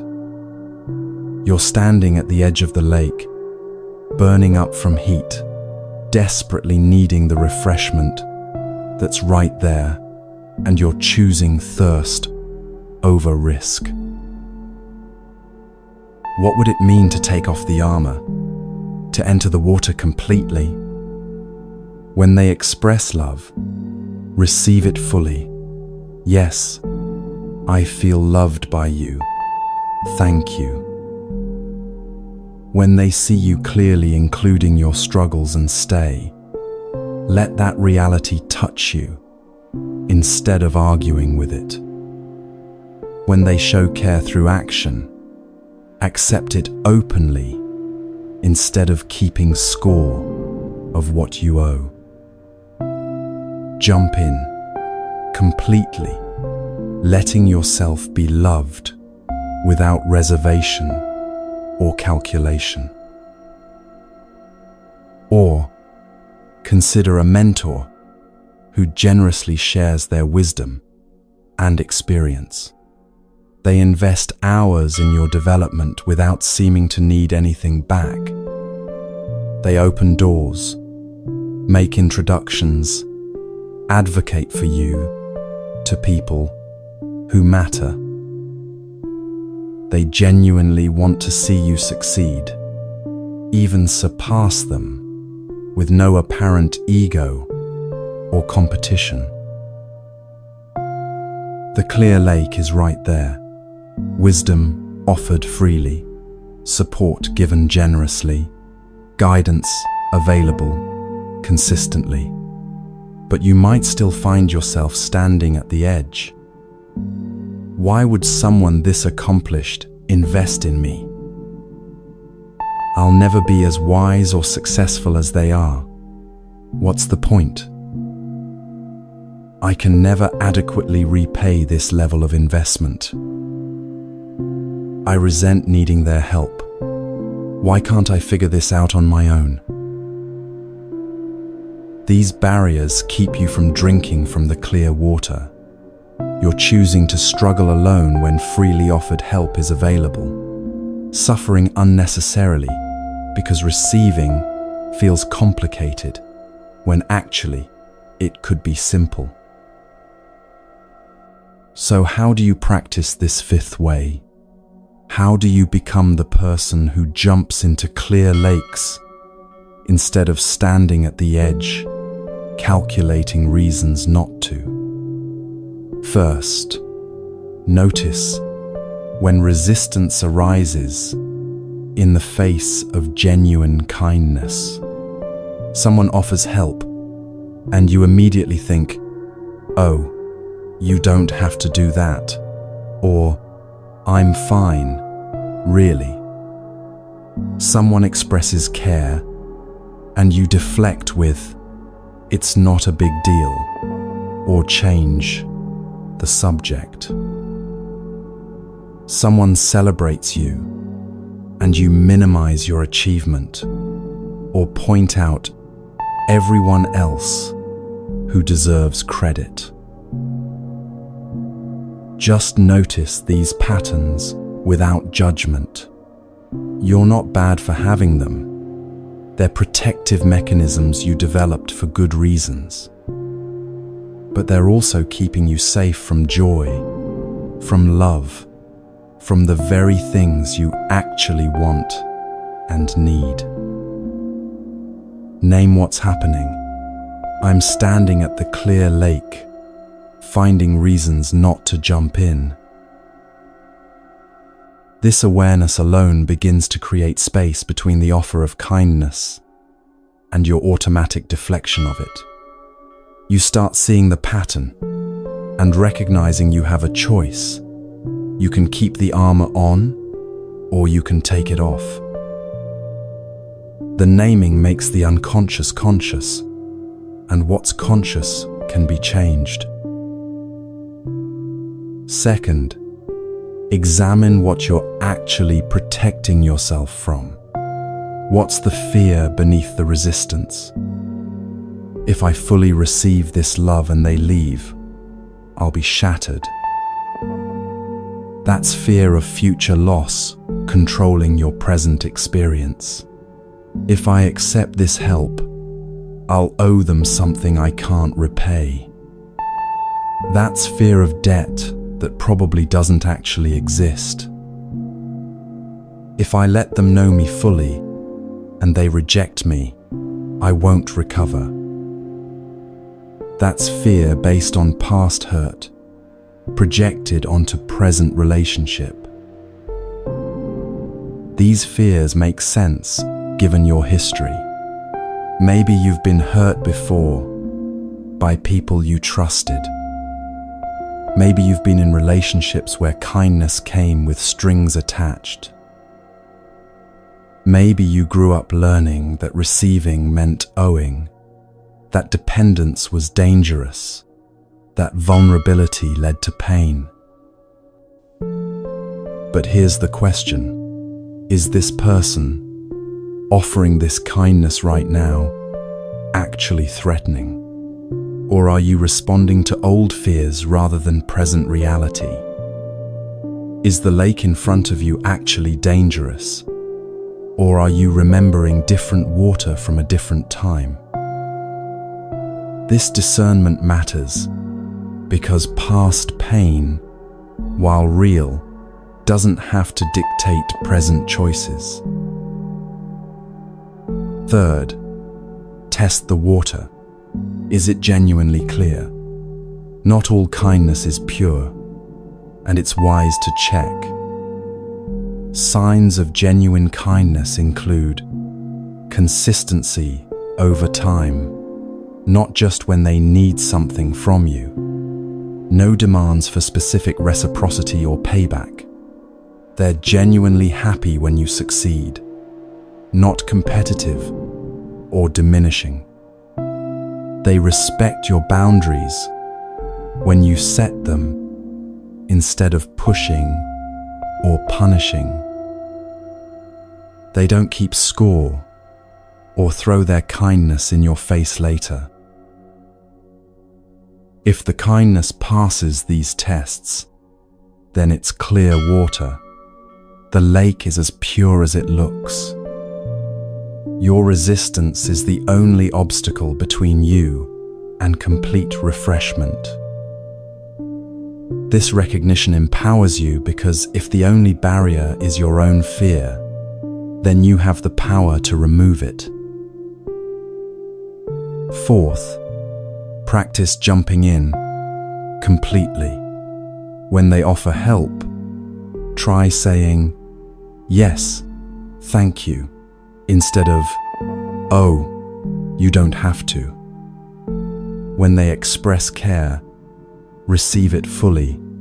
That means so much to me, instead of minimizing. When they celebrate you, accept it openly. "Thank you for seeing me," instead of deflecting. This feels vulnerable at first, maybe even terrifying. You're taking off the armor, entering the water without protection. But notice what actually happens when you do this. Most of the time, the feared consequences don't materialize. Instead, you feel the immediate relief of being fully received, fully seen, fully supported. You taste how sweet the water actually is when you stop standing at the edge imagining dangers. Start small if you need to. You don't have to jump into the deepest part of the lake on your first attempt. Maybe you start by simply not deflecting the next compliment they give you. Just say, "Thank you," and let it land. Notice that nothing bad happens when you receive it. Build from there. Each time you receive instead of deflect, you're wading a little deeper into the water, discovering it's safe, discovering it refreshes you. Fifth, be in the water without trying to grasp it. This is subtle but important. When you're swimming in the lake, you don't try to hold the water in your hands. It flows around you, refreshes you, and you can't own it or control it. Same with kindness. Grasping looks like demanding they never change. Promise, you'll always be exactly this way. Making them responsible for your happiness. "I can't be okay without you." Trying to control the relationship. "You can't have other friends who matter as much as I do." That's trying to hold water, and it just slips through your fingers, causing frustration. Being in it without grasping looks like enjoying completely while it's here, feeling grateful without feeling entitled, being fully present to the gift without demanding guarantees about how long it will last. Swimming freely in the lake, knowing it's nourishing you now, without trying to own the lake or control its future. This practice transforms how you experience kindness in all its forms. You become able to receive genuine love and support fully instead of deflecting it automatically. You stop the exhausting calculation of whether you deserve good things or whether you can adequately repay them. You simply receive what's freely offered with open hands and a grateful heart. And something shifts in the relationships themselves. When you finally let yourself be fully loved, instead of holding love at arm's length, the person offering that love feels received. Their kindness lands instead of bouncing off your armor. The relationship deepens, not because they changed, but because you finally let yourself enter the water that was always available. You also become more genuinely grateful, not the obligatory thank you that feels like duty, but real gratitude that comes from having received something precious. When you've actually jumped into the clear lake and felt the complete refreshment, gratitude arises naturally.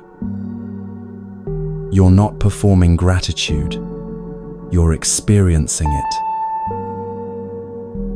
Most importantly, you finally give yourself permission to be loved, to be helped, to be celebrated, to be supported. All beings deserve kindness, not just others, but you too. The clear lake isn't there for everyone else. It's there for you. You're allowed to jump in. You don't have to earn it, or deserve it, or be perfect first. You can receive it exactly as you are, right now, with all your flaws and struggles, and messy humanness. This permission to receive might be the most radical shift of all. Many of us were taught that we have to earn love, prove our worth, become good enough before we deserve care. But the clear lake doesn't ask for credentials. It doesn't require you to be worthy. It's just there, offering refreshment to whoever is willing to enter, regardless of whether they've earned it. The person in the story emerged from that lake renewed and restored. They didn't stand at the edge analyzing whether they were clean enough to enter pure water. They didn't calculate whether they could somehow pay the lake back for refreshing them. They didn't worry about what it would mean if someday they needed water and the lake wasn't there. They simply saw clear, beautiful water and jumped in completely. And the lake did exactly what clear lakes do. It refreshed them totally, asking nothing in return, just being what it was, offering what it had to offer. You deserve this. When someone in your life is the beautiful, clear lake, kind in action, kind in word, kind in heart, you deserve to jump in completely. Take off the armor of unworthiness. Release the suspicion that searches for danger where none exists. Set down the comparison that makes you feel inadequate beside their goodness. Let go of the fear that tries to protect you from future loss by refusing present joy. Just jump in. Let yourself be completely refreshed by kindness that's genuinely offered. Receive love fully, instead of standing at the edge, calculating whether you deserve it.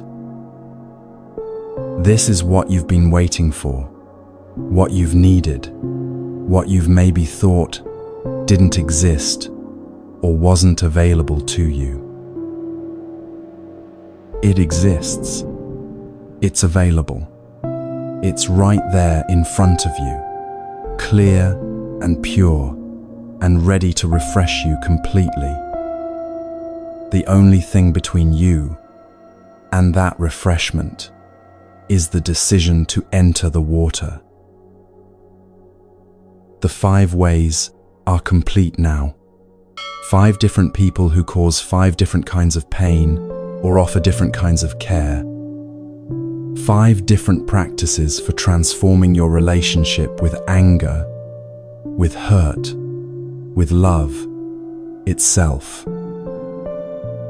Each one a doorway to freedom when you're ready to walk through it. Jump in.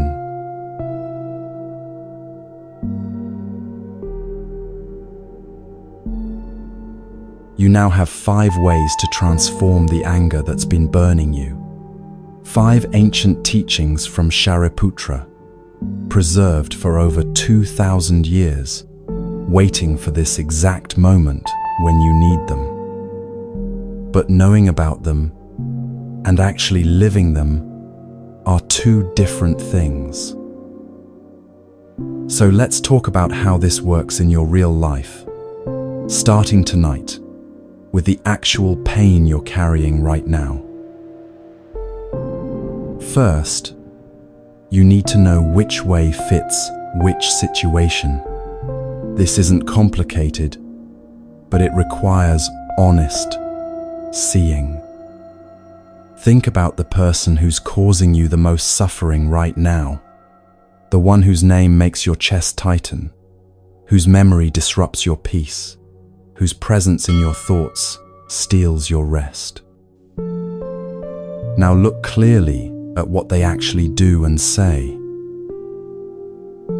If their actions toward you are mostly unkind, unreliable, dismissive, harmful, but occasionally they say something genuinely kind or helpful, you're looking at the first way, the monk and the garbage pile. Their behavior is the refuse. Their rare kind words are the clean cloth. Your practice is to take only what's genuinely useful and leave the rest exactly where it is, with them, not in your heart. This might be your difficult boss who creates constant stress, but occasionally gives feedback that actually helps you grow, or a parent whose actions have been neglectful, but who sometimes expresses love in their limited way. The practice here is discernment, examining each kind word like the monk examined the cloth, taking what's truly clean, leaving the garbage untouched. If their words are harsh, critical, rough, maybe even hurtful, but their actions consistently show care and support, you're looking at the second way, the lake covered with algae. Their delivery is the unpleasant surface. Their demonstrated care is the pure water beneath. Your practice is to push aside the harsh words, to reach the genuine care their actions reveal. This might be a parent who never learned to say, "I love you," but shows up every single time you need them. Or a mentor whose blunt feedback stings, but who invests hours in your development. Or a friend with a sharp tongue who defends you fiercely when it matters.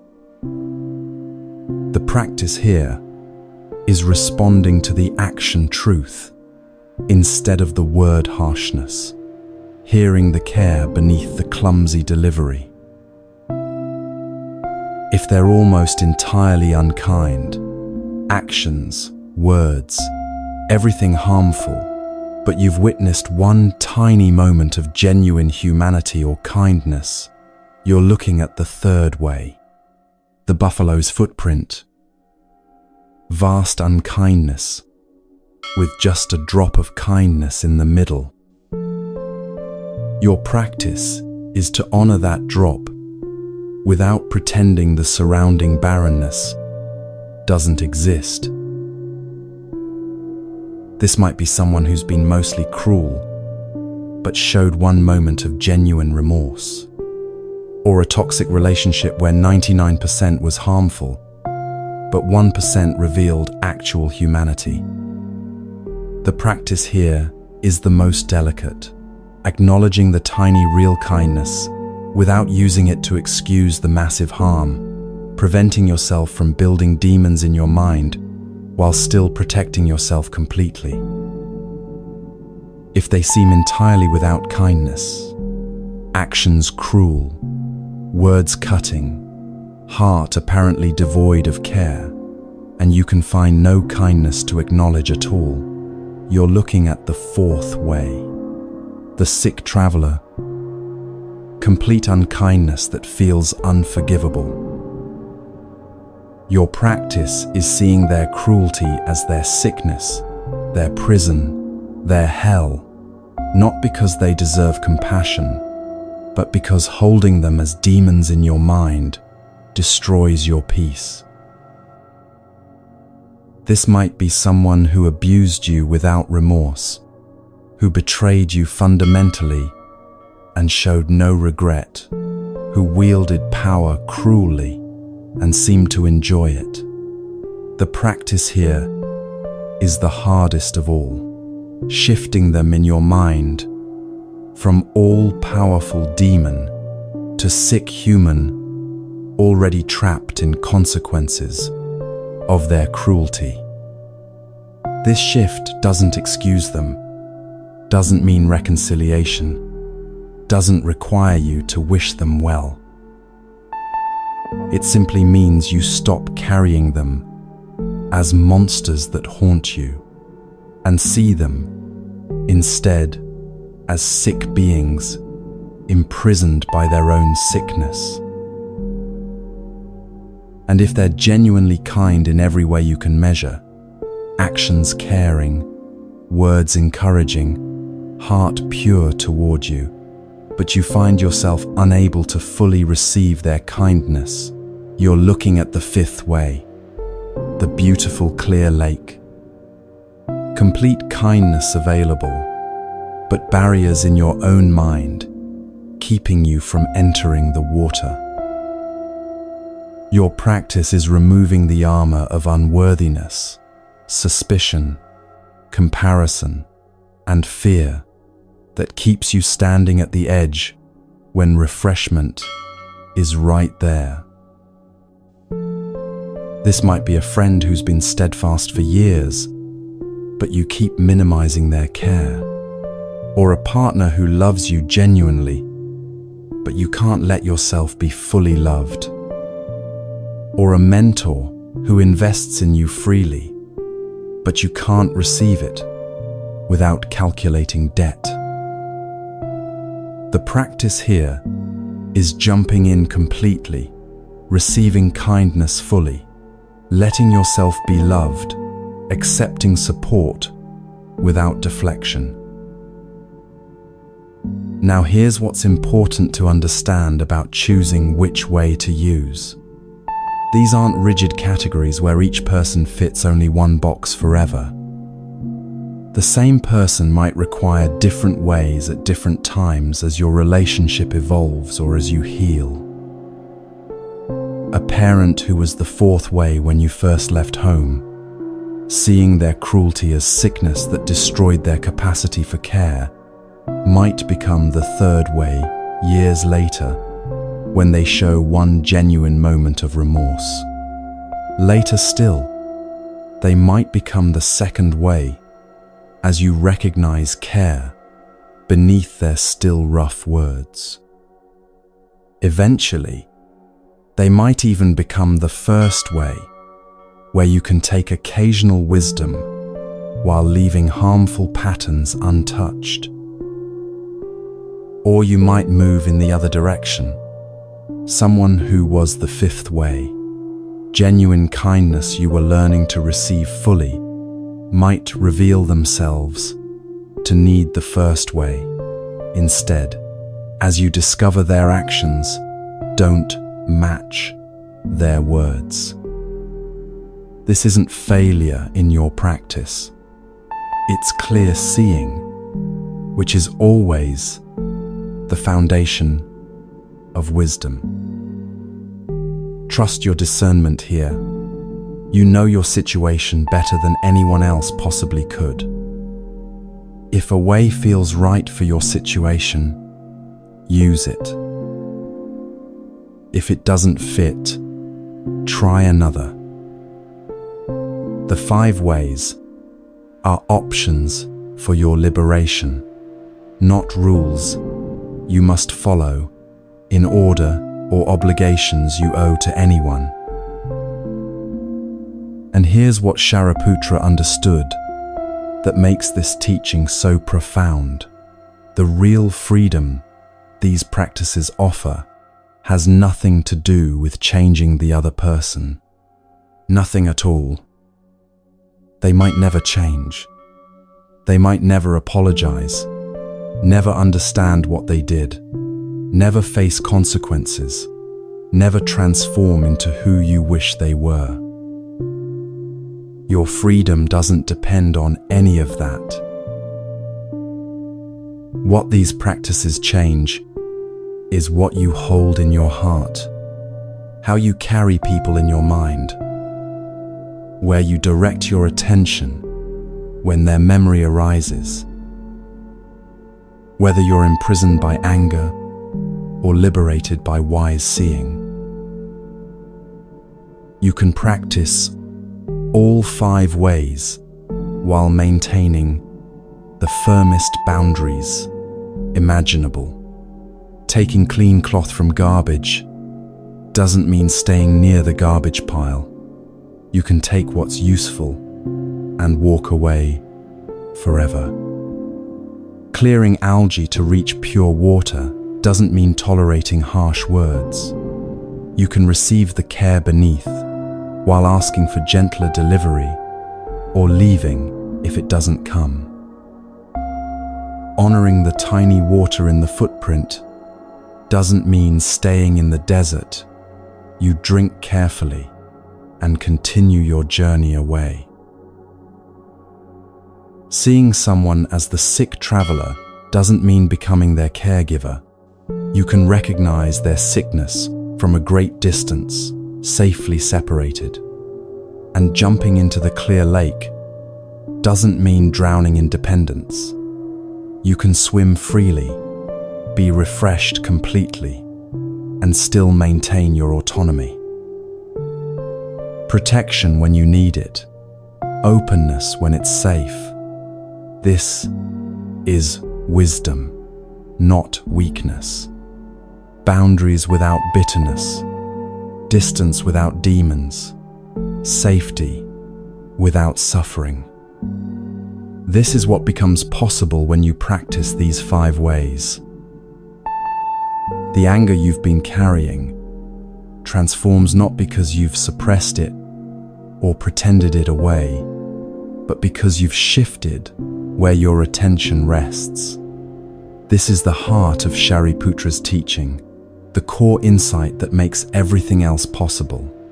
You cannot always control what others do or say, but you can always choose where you direct your attention. When the difficult boss speaks, you can direct your attention to the rare, helpful feedback or to the constant criticism. Both are there. Which one you focus on determines whether you leave that job bitter or skilled. When the gruff parent calls, you can direct your attention to their harsh words or to their consistent showing up. Both are real. Which one you notice determines whether you experience deprivation or imperfect love. This isn't positive thinking or denial. You're not pretending the garbage doesn't exist, or that algae is pleasant, or that cruelty is acceptable. You're seeing everything clearly and then choosing, consciously, deliberately, where to rest your attention. This choice, this wise direction of attention, is what transforms suffering into freedom. So, your practice from tonight forward starts with one simple question: which situation is causing me the most pain right now? Don't try to work on every relationship at once. Don't attempt to transform all your anger simultaneously.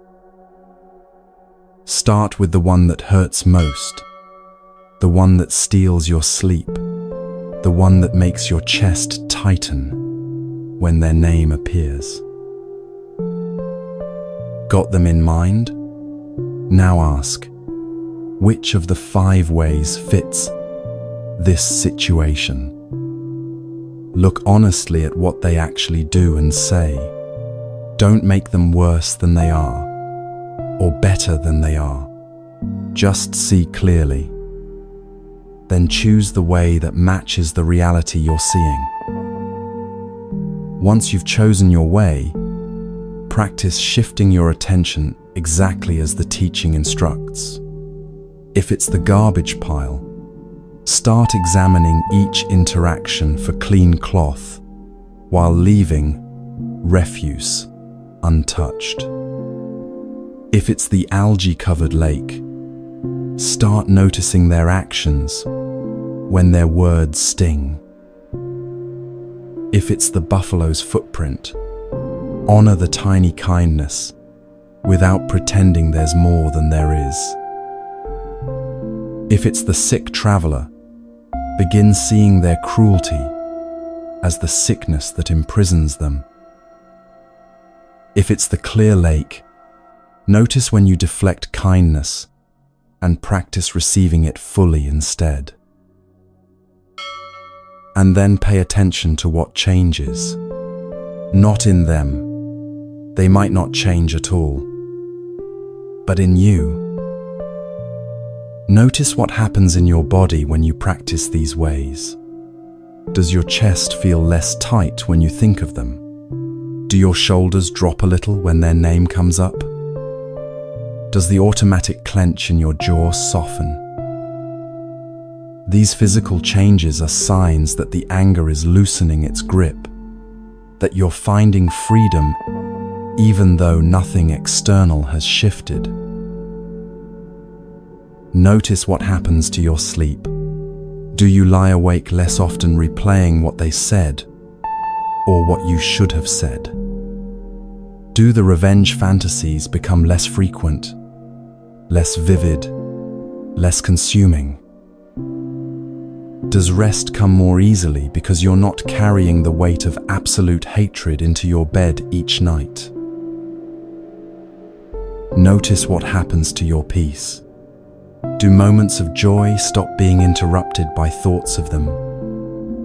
Can you be present with people you love without their memory poisoning the connection?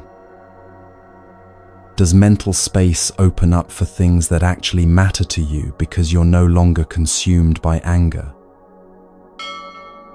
These changes might be subtle at first. You might not even notice them until you look back and realize you haven't thought about that person in 3 days. or that a whole week passed without the familiar rage burning through you.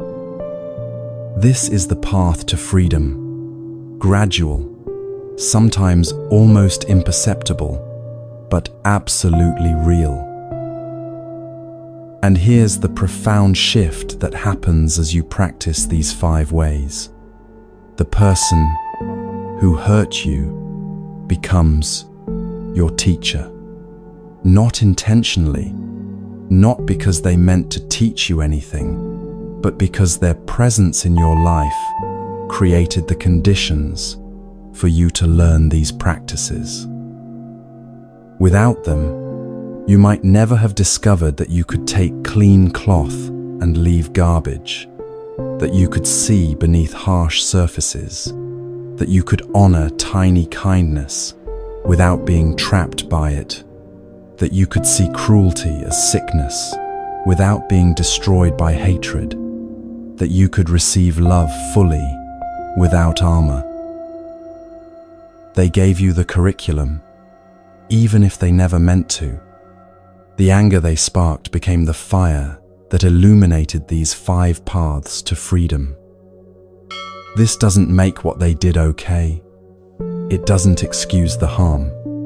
It doesn't mean you owe them gratitude for hurting you. It simply means that you've taken the worst thing that happened and transformed it into wisdom you'll carry forever. The fire they started in your chest stops burning you, not because you've extinguished it through force or suppression, but because you've learned to direct your attention in ways that transform heat into light. The energy that was consuming you becomes the power that frees you. And then you are free. Not someday after they apologize, or after you've done years more work, or after you've achieved some perfect state of enlightenment. Free now, tonight, in this very moment, when you first direct your attention according to these teachings. Free whether they ever change or not. Free whether they ever understand what they did or not. Free whether they ever face consequences or not. Free whether anyone else ever knows your story or validates your pain. Your freedom lives in how you hold them in your heart, not in what happens to them in the world. This is what Shariputra understood when he taught these 5 ways over 2,000 years ago. This is what the Buddha understood when he taught that suffering comes from how we relate to experience, not from experience itself. This is what countless practitioners have discovered as they've walked these paths before you. You're not alone in this practice. Across centuries and continents, people carrying the same burden you carry have found the same freedom you're finding. Some used the first way, some the second, some the third or fourth or fifth.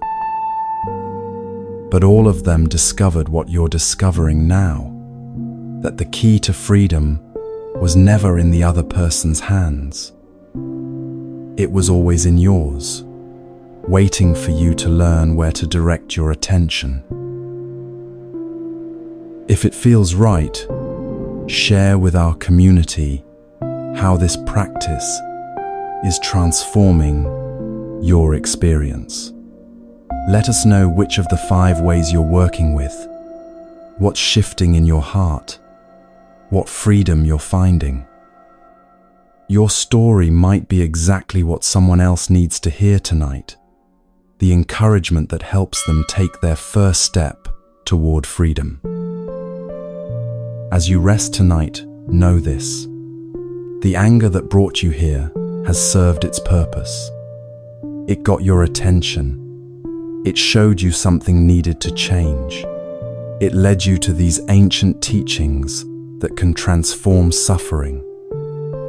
Now it can begin to release its grip because you have new ways of seeing, new practices for freedom, new paths forward that don't require carrying fire in your chest. The 5 ways are yours now. Clean cloth from garbage piles, pure water beneath algae, careful drinking from tiny footprints, compassion for sick travelers, complete receiving of clear lakes. 5 ancient practices, preserved across millennia, waiting for this moment when you needed them most. You have everything you need to be free. The teachings are complete. The practices are clear. The path is open. All that remains is the choice to walk it, starting tonight with the very pain you're carrying right now. The person who hurt you doesn't control your freedom anymore. The anger doesn't rule your heart anymore. The suffering doesn't define your days anymore. You've learned to direct your attention in ways that transform everything. Rest now. Let these teachings settle into your heart. Tomorrow you'll practice them in your actual life, with real people, in concrete situations.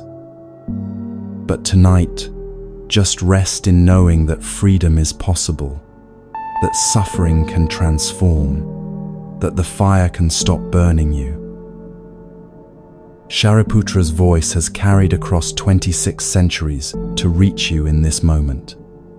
The Buddha's wisdom about suffering and freedom has survived wars and translations and the rise and fall of civilizations to arrive exactly when you need it. This is not accident. This is not coincidence. This is your path to freedom, and it begins right now. The anger you carried here tonight can leave differently than it came, not through force or suppression, but through wise seeing, through skillful attention, through these 5 ways that transform suffering at its root. You are free. The teachings are complete. Your liberation begins now.